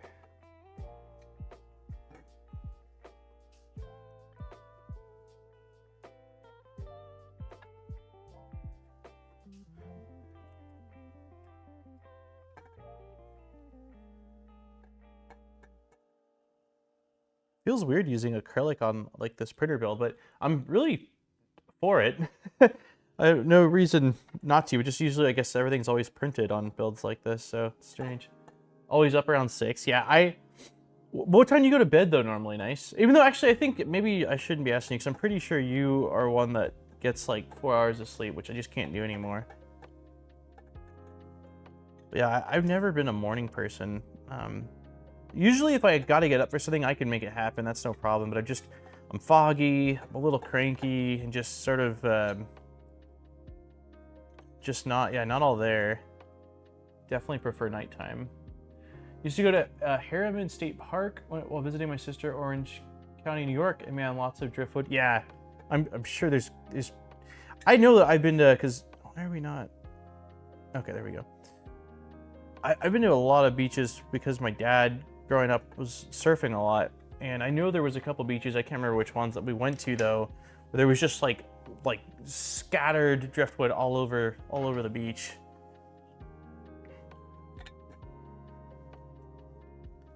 I guess the plus side of going with like purchased driftwood is, yeah, I'm majorly a night owl. I'm majorly a night owl as well. The plus side about getting it from a source like this is at least I know there hopefully won't be any sort of like weird things growing on it. It still is very likely going to leach tannins depending on, I don't know how bad, like the one I wanted, the African wood that's really dark, I know leaches tannins pretty heavily for a while. I don't know about this Mopani wood. A lot of people recommend boiling the wood before you put it in the tank, but the size I need, there's no way. I don't have a pot big enough. The best I could probably do is boil water and then, you know, walk it over to it and just dump it on it. That's probably the extent of what I can do. So, ton of driftwood here in Oregon, but I wouldn't put any of it in a fish tank. Yeah.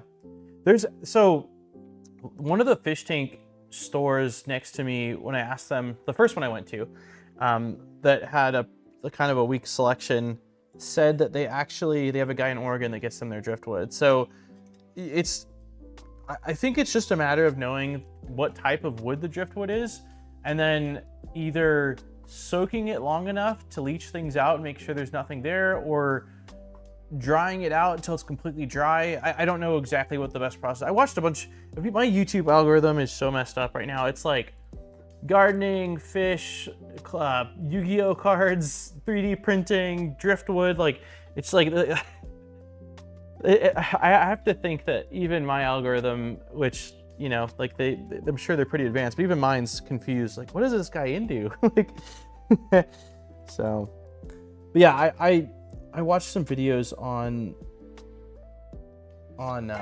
like not post processing, but like how to process it so that way it should be safe. And there's a lot of mixed things. Some people are like, soak it in hydrogen peroxide. Some people boil it. Some people do nothing. Some people pressure wash it. Some people, like, there's just so many different things. So I don't know what's actually right. I go to bed between, 12 and 2. I remember you saying that a lot of nights you're only getting like 4 hours of sleep nice.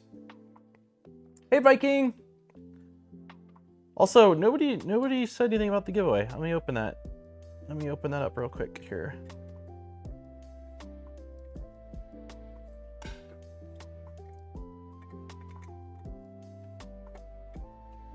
Okay, well, we got our front grills are on.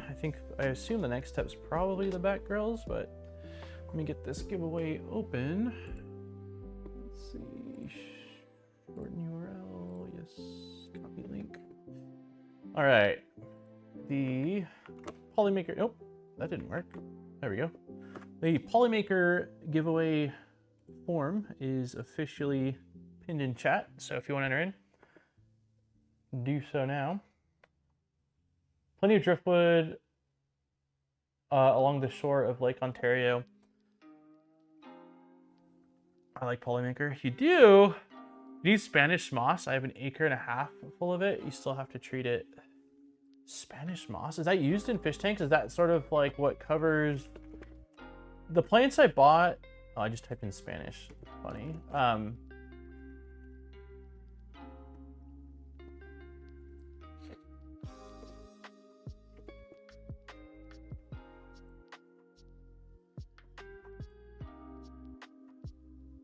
Yeah, people do use Spanish moss, it looks like, in aquariums. Interesting.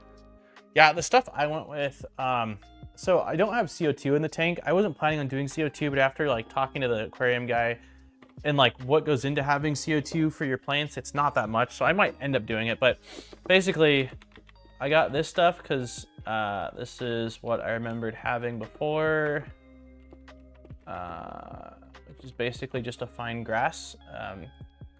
So it's supposed to create like a carpet in the tank. I don't really want it that tall. Like this to me, like that looks like really, really nice. So, but yeah, basically I got like 4 clumps of it. And so you'll separate it into smaller clumps and then kind of create a little bit of a grid.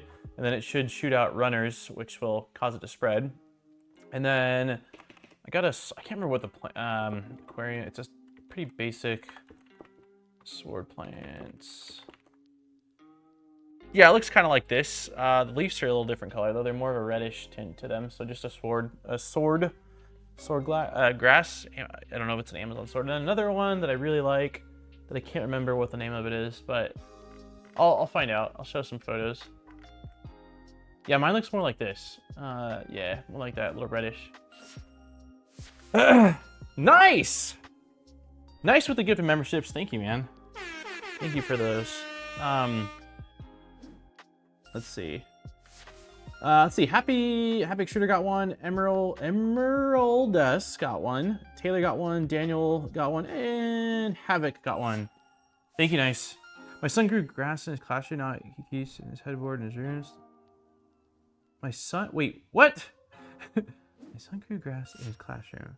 Now he keeps it on his headboard in his room. So now he doesn't have to go outside anymore. I'm so confused by that. I don't know what any of that means, Bearded. All right.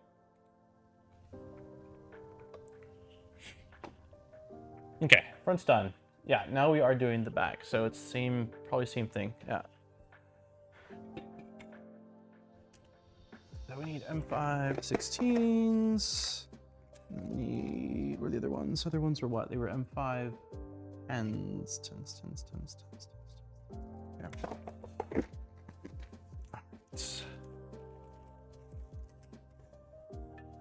I guess it does make sense that we would start at the base, considering that this is a CoreXZ, and the printer is basically all base. It's pretty much all base with like a little Z tower with our toolhead, so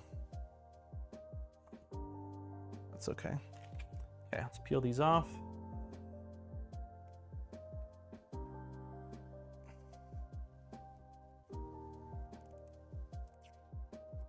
Oh, I get, okay, I get it. It's a touch grass thing. If anyone tells him to touch grass, he just has to go to his headboard to do it. No need to go outside. Got it. That makes a lot of sense. I was just like, because I didn't put that, I didn't connect those at all. I had no idea. I had no idea what you're talking about. I was like, is there a hidden message here? I'm not saying, like, at first I was like, what kind of grass did he grow? But yeah, I just, thank you for explaining. Come on. There we go. It's all about that base.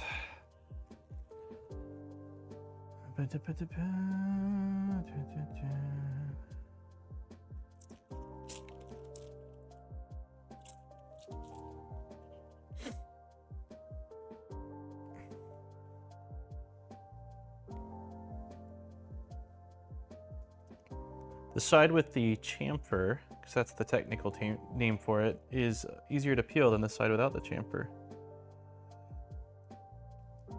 Come on, nails. There we go.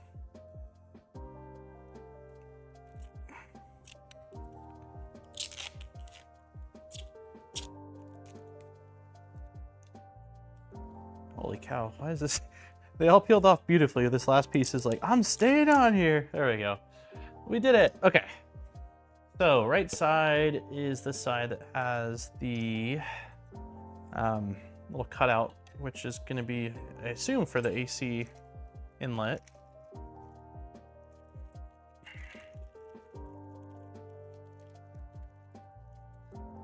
That shows it's been a while. The grass has been touched.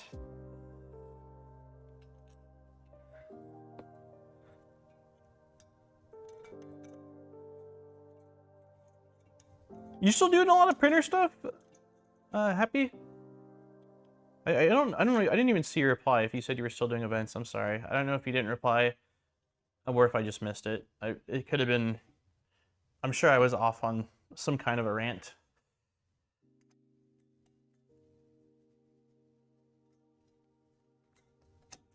Come on, buddy. I like that they used acrylic panels because they become important for alignment of the linear rod holders. They use acrylic panels because they become important for the alignment of the linear rod holder printed pieces. Interesting. Yeah, I mean, it definitely works. Acrylic looks nice and is a lot quicker to process than, you know, printed panels. I mean, I get why like Voron and projects like that use printed ones because, well, printed ones work fine. And if you're printing out other parts, you obviously have access to a printer, while not, you know, there's a much smaller sum of people, I think, that have CNCs and lasers. But for stuff like this, where you're trying to produce a kit, and time is obviously a factor when it comes to cost. It makes a lot of sense. Okay, cool. Plenty, just not on YouTube lately. Got it. Got it. Well, I'm glad to hear that's still the case.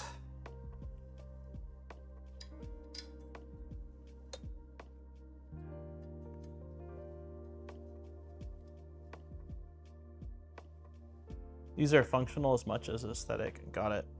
Well, I'm curious to see then, once we get to that part of it that you're talking about.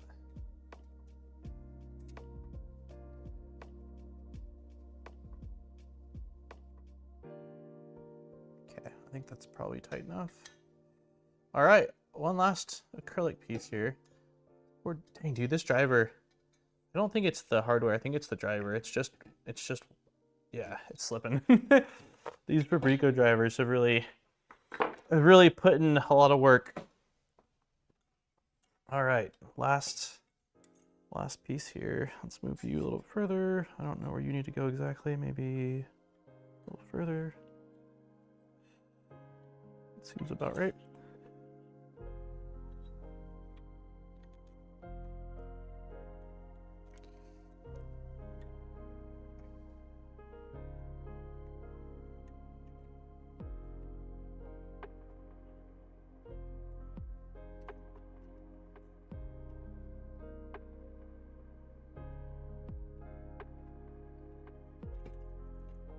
What is the retail price for this kit? I want to say it was $270. Let's see.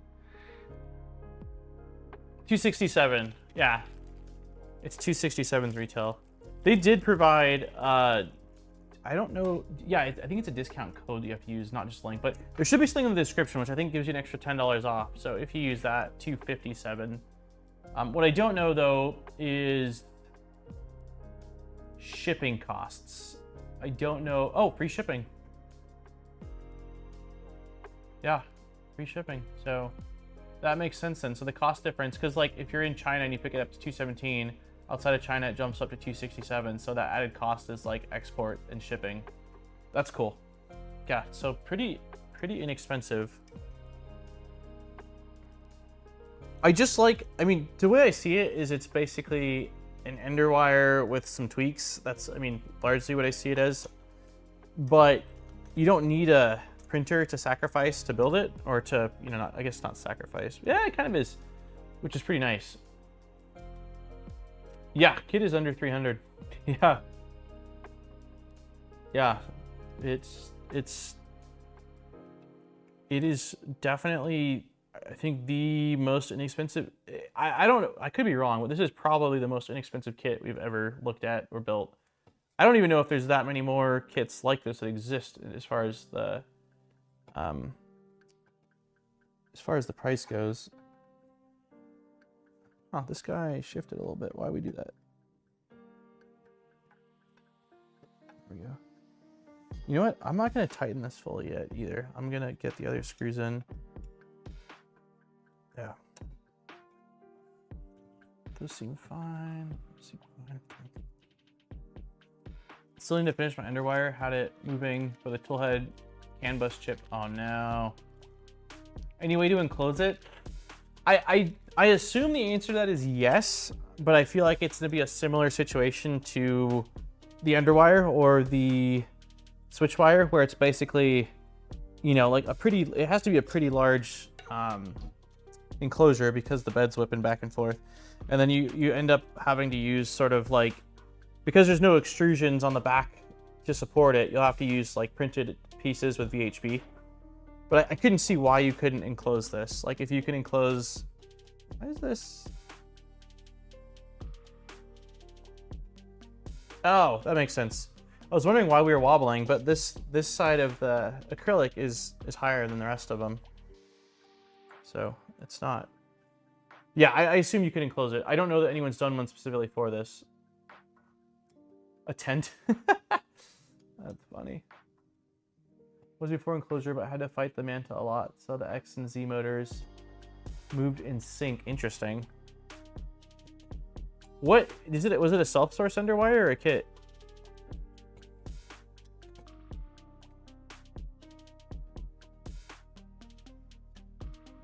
This piece, for whatever reasoning, is like slightly different height than the other ones. That's fine.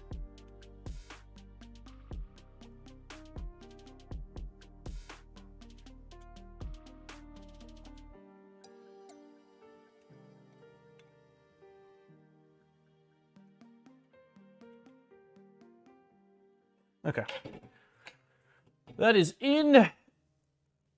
I think that grill is upside down? No, no, it's not. It's got the little slot for the smooth rods, and they're all pointing in the same direction. You scared me for a second there. Just a second. Just a smidgen of a second. Okay. All right, those are on, those are on. These are printed parts. Okay, so we need to find this guy. Also, for anyone that's just joining in or didn't hear it, the giveaway link is open. We'll do the Polymaker drawing in about 15 minutes.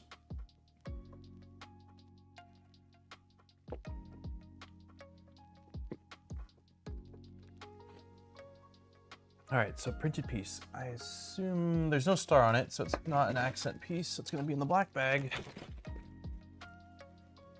Hey, Skyrim.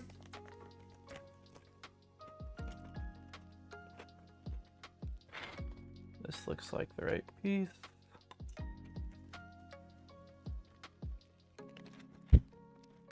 Converting my first printer, the Ender 3 Pro, but had a Manta M8P laying around with a CB1 that was going to use in the future for a project, but the configs are mainly... Ah, got it. Yeah, that's always... It's always kind of sucky. Excuse me. You can reference configs for other, you know, for other boards, but it definitely takes more effort to set your board up, especially from a blank profile, or not blank profile, blank config, I guess. Usually the manufacturers provide some kind of a standard config that you can sort of work with, but that's definitely not always the case. Okay, so we are throwing these back in here. This guy goes in here, and then M510s go there. So for this we need M525 socket head, which is...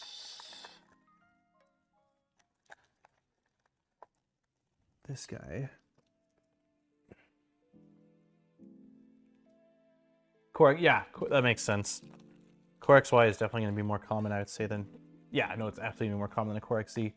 Okay, so there's that one. Then we need a GT2 20-tooth idler.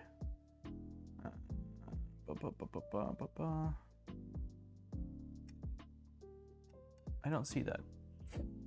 I see... Oh, is this... No. This is not an idler.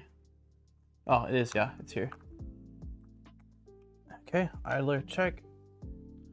M5 shim. Yeah, having this labeled is so nice. I know I've complimented them on this before, but after not having this for a couple of years and seeing it again, I'm like, dude, this is just so good. And then the last thing we need is an M5 hex nut. M5 hex nut, those are right here. Boom.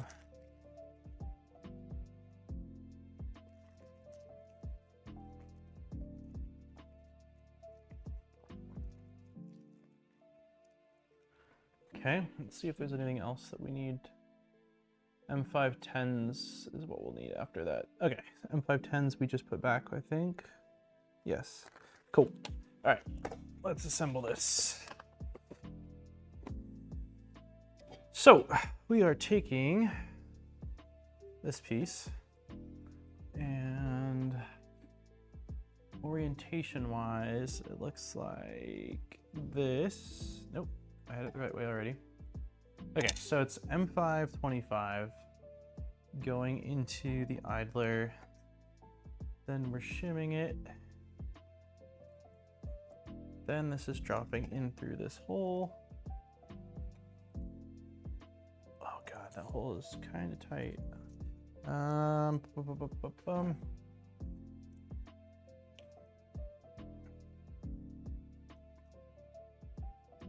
it's definitely a little tight.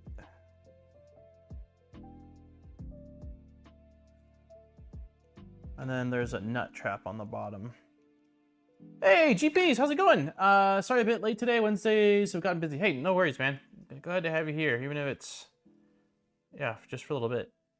How's your week going? Also, good busy, bad busy, just life stuff. Okay, so this guy should just drop in here. Oh, it does just drop in, but you need to, it drops in correctly. Okay, I think that I'm gonna back this out because it's gonna drop in flat pretty easily. But because I have the screw there, it doesn't want to drop in flat. What did I say? I don't know what I said. Nice that. Oh God, no, no, no! I almost caught it. Let's see, where'd you go? Oh, I see you. I see you. It's pretty far underneath. Yeah, I got it.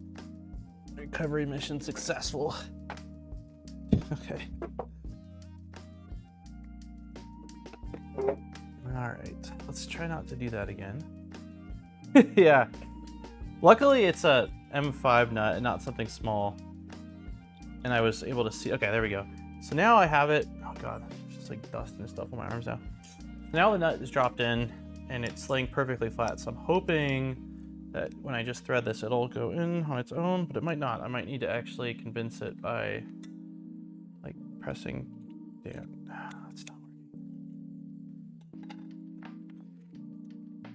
I need something to push the nut down. This might work. That'll work. Just so that way it grips it. Okay, we're in. No! Did you guys see that? I guess we're not in. Oh man. All right. Hold on. I'll just keep swimming.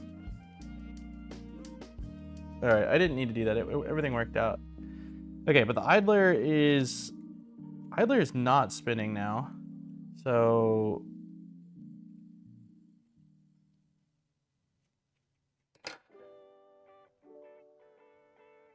huh.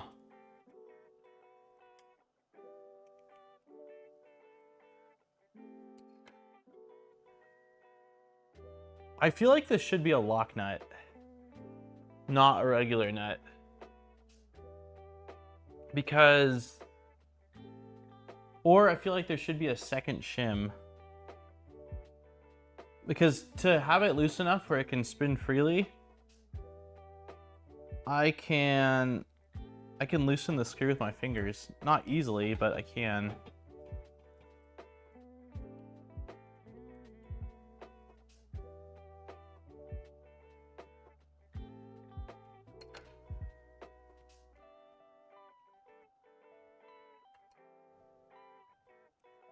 Cantilever pulleys, yeah.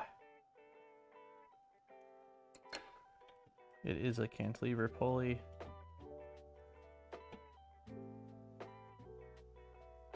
Just remember, this printer running Marlin is not going to be a speed demon. That's fair. Yeah, I don't like that though. I think I'm going to use a lock nut. I think I'm gonna use a lock nut. Does it have lock nuts? I can steal one from upstairs otherwise. Do you have nylock? I've like Loctite would work, right? The only thing is this is because it's ABS parts and I'm shoving it into an ABS part, I don't think I want to use Loctite. Is that what you're saying, nylock? Is that like the one that doesn't affect ABS? Yeah, there's not lock. There's not words are tough right now, but yeah, they don't have nylon nuts included in the kit. I have some upstairs, but we're gonna end the stream after the giveaway in like 5 minutes anyway, so I don't know if I'm gonna run inside and grab them. Oh, nylock nut. Yeah, I do have them upstairs. I should have plenty of M5s. What did we just finish building? No, that was the pre-show. I wouldn't have had them. I wonder if the Venture has any. I'll take a quick look down here. Let me see. So once we attach this on, we're doing a limit switch. We're getting a stepper motor in place. We're putting feed on. and then we're done with the base.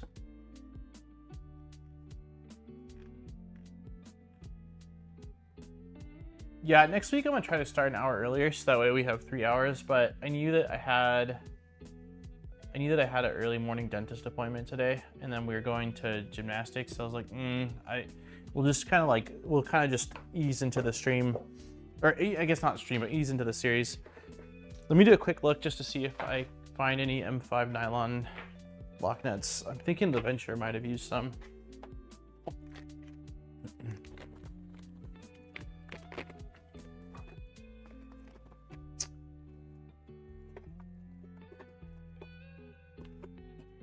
Not seeing anything right now.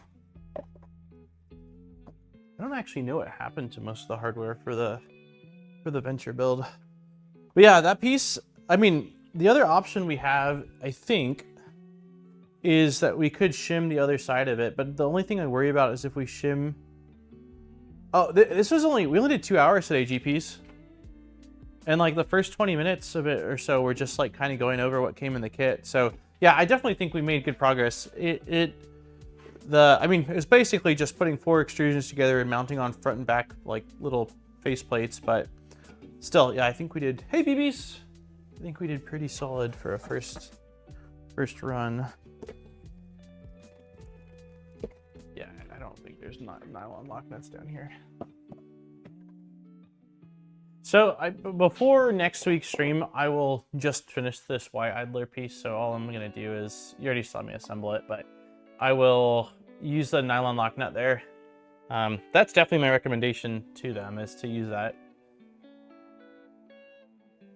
Yeah, if this had a shim on it, but what's happening is the bolt, when you tighten it down, is rubbing on the idler, since there's only a shim on the bottom of it, and causing it to not spin freely. And then when you back off a little bit to make it where it spins freely, then the nut, it's just not holding very tight. It might not fall out on its own, but it feels like a really simple solution. So, like you built a printer before? Gee, me? No. Yeah, I could try an extra shim. I just don't know. It probably won't affect,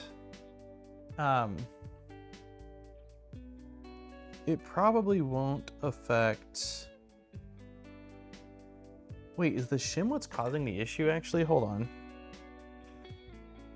What is that running around? There's a bug.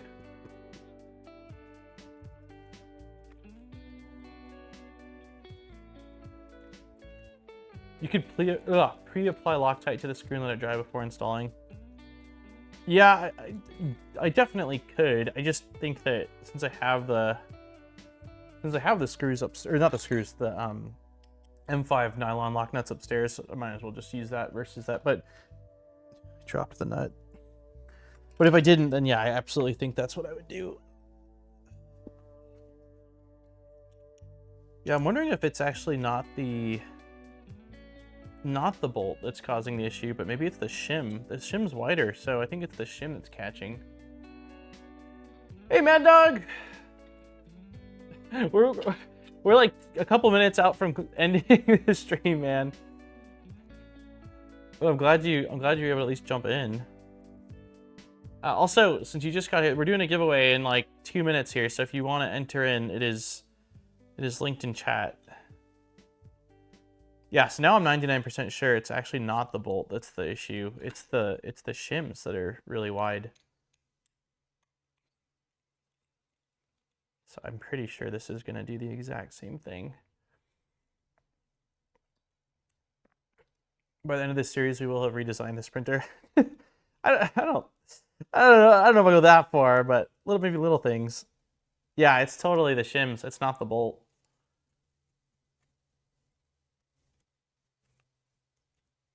Oh, the music ended. All right, well, let's put on something different for the giveaway. Yeah, so it's not the shim. I mean, it's not the bolt, it's the shim.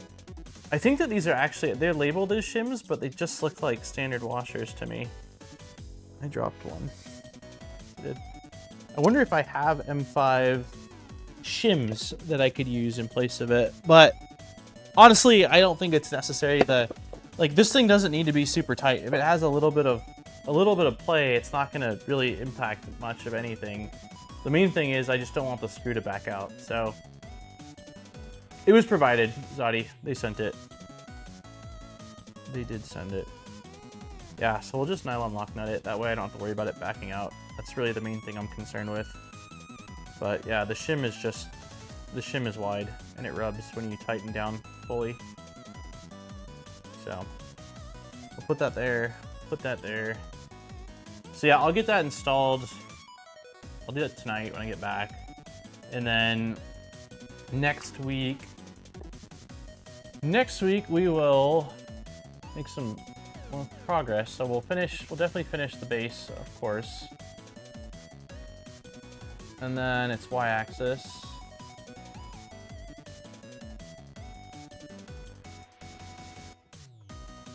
So we'll get done with base, Y-axis, and then try to start working through as much of the gantry as we can. I don't think we'll finish the gantry. I can just about guarantee we won't, but we'll see how far we can get. Yeah, it looks like a washer. I agree, Tuxedo. It's labeled as an M5 shim, but it looks just like a washer to me.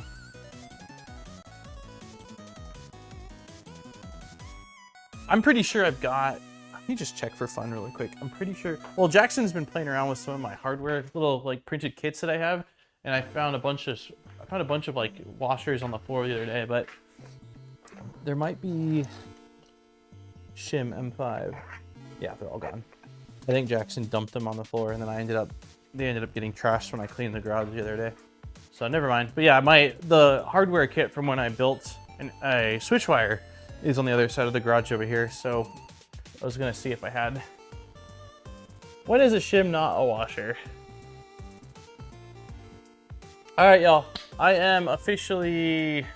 Okay, 60-second warning that I'm removing the giveaway link. There's a giveaway link pinned in chat for a spool of Polymaker filament. This is the last call. Last call, y'all.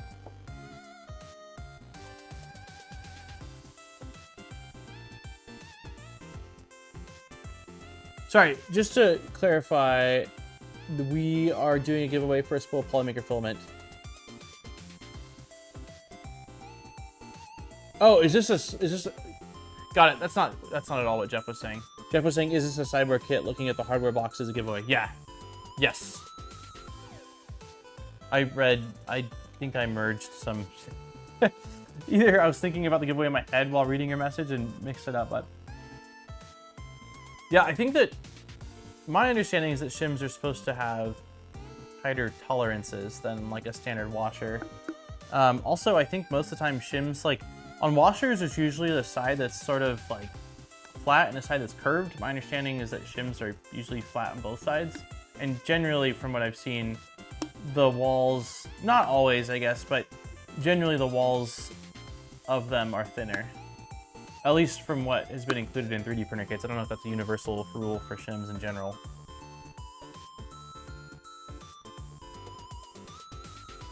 All right, I am removing that link. If you are filling it out, it's only a couple small questions. Give you another minute here. Let's remove and unpin. All right. Yeah, 3 o'clock is... I was trying to remember what time Jack's gymnastics were today.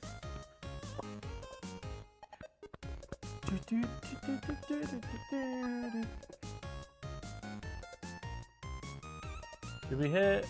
Let's see, it's 97 people watching. Thank you all for being here. 101 people watching. We got 50 likes. Let's get 69 likes. If you haven't hit the like button, now's your time. I haven't checked once actually today. How's the garden doing? Thank you for asking. So the garden's not doing bad. What is doing bad is I basically lost all of my seedlings this year. Last year I had excellent results just using like regular trays of seeds. And so this year I tried using soil blocks where I basically, instead of using plastic trays, you're compacting soil and the soil basically forms its own little cell to put a seed in. And that way you plant the thing directly in the dirt. Well, my ratio was way off. I used some like pre-mixed stuff. And so the form of the thing I was creating was super loose and falling apart, which that was a huge part of the issue. And then there was just some serious watering issue. I don't know if it's the trays that I bought. I don't know if it's I wasn't watering enough, if I was watering too much, but like they did awful. So I ended up having to go and buy seedlings. And so those seedlings are doing great. We've got like 4 varieties of tomatoes, some jalapenos, some pepper, some bell peppers, some serranos, and then I did just direct plant with seeds 2 varieties of cucumbers, some cantaloupe, some watermelon, and some pole beans. Garlic's almost ready to harvest, which is super exciting, and then berries are all in bloom. We have like strawberries, raspberries, blackberries, and blueberries, which are doing great. So it's doing pretty good. It's just like I'm bummed out that the seedlings didn't work out, but it's a learning experience, man. I tried something new and didn't do well, so next year I'll do a combination of plastic trays and this method, but I'll change up this method to see if I can kind of master it, or at least not fail so hard at it, you know. Okay, let's do this. Let's do this giveaway. We have got officially... See you next week. Hey, thank you so much for hanging out, guys. So far, like, went well. Did the shaper crashed before it got the step file open? That's funny. I'll try to get the step file for the project. Oh, it's done. No, it didn't work. Something didn't work with the step file. Okay, anyways, I'll figure it out. But yeah, thank you guys so much for being here. Really appreciate it. Farmer Dan. In another life, I would love to be a farmer. Also, we got nice 62 likes. Thank you for the 12 of you that hit the like button since I talked last. All right, 82 entries in this giveaway. Let's do it. Yeah, in another life, I could see myself living in like a tiny house on a plot of land and just like living off the land, man. It sounds so peaceful. I probably wouldn't even like it. I think it's more of a dream than anything. Like I love technology and all sorts of other stuff, but like it just sounds peaceful. It sounds peaceful. But I don't know if that's all that I had as far as like none of this stuff and like I just was on that land. I'd probably go crazy. But I do love being outside and tending to the plants, taking care of them. I just find it really rewarding and super relaxing. But yeah, who knows if I was in like such an extreme situation like that, or that was everything, maybe I wouldn't love it so much. I don't know. All right, maybe part-time farmer. Maybe. I'm amazed at how many projects you can juggle at once. Yeah. My parents say the same thing every time they talk to me. Like, you are like just an animal, and I'm like, yeah, I don't know, man. I don't know that it's a good thing though, Tuxedo. Like we'll see how my health is in 10 or 15 years, you know. But I really enjoy and am fascinated by so many things. But it probably would be good to like just chill and kind of focus on a few. But I just I love it so much. So okay, for anybody that is new here, Polymaker is the provider of these giveaways, so massive shout out to them. It is a global giveaway, so if you win and you're in the US, Canada, or a couple other countries, you will get a gift card. Everywhere else gets to pick a spool of filament off of their website, up to $35 in value. I think that's $35 US in value. The winner will also receive an email from me within the next 24 hours. It will have a link and a custom code that you'll need to be able to enter and submit that. Yeah, I think that's pretty much what I got. If you need awesome filament and you want to support the channel, there's a link in the description to Polymaker's website, and let's do this. Oh, I do remember, I did say today that we would shuffle it for nice, this was your week for the shuffle number. I think you said 34 for 34 pounds, right? Is that correct? Let me know. I do remember last week I said we would do that. I just want to make sure the number's right. I'm pretty sure you said it was 34. Are the codes stackable? I don't. So I think if you're in the US or Canada or one of those places, I'm pretty sure they are stackable because I think they just work as gift cards and like basically subtract from total amount. I couldn't see that definitively. I think that's the case. But for outside of those places where you have to pick a spool up to $35 in value, I don't think you can stack that. I don't think you can stack that. Okay, yeah, not stackable. Polymakers aren't. 48 will do. But are they stackable if you get the gift cards? I assume they are. It's just not stackable for like if you don't get a gift card, right? All right, we'll do 48.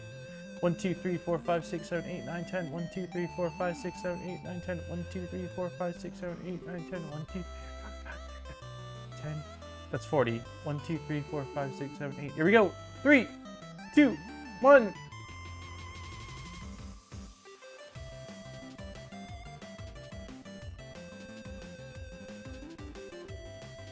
Gymborino! Jackie!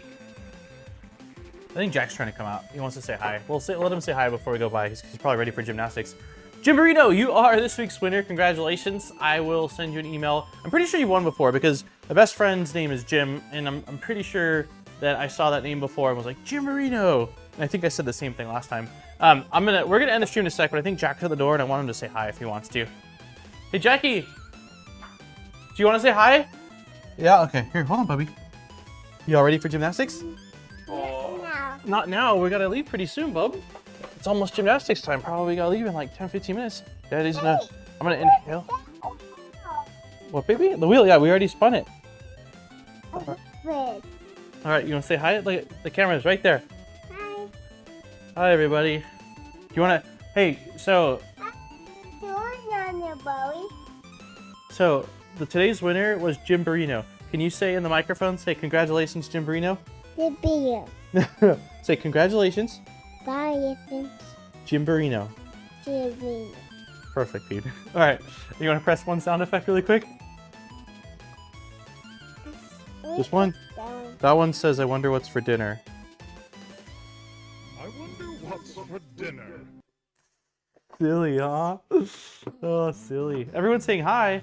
Hi. They're saying hi to you. They say hi, Foreman Jack. Hi, Jack. You can't spin the... No, the winner was already picked. Next week, look at me. Next week, we'll have another winner, and if you want, I can get you for the wheel, and you can come out and spin the wheel, okay? But there's only one spinning per week. Daddy spun it this time, so next week you can spin, okay? Sound good? Okay.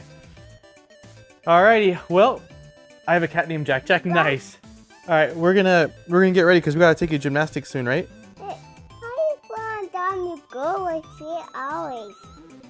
We can't put on that right now. We gotta go bye-bye. You got gymnastics. How don't need go on? Don't pick your nose. How I put on it on? I don't know. We'll put it on later, okay?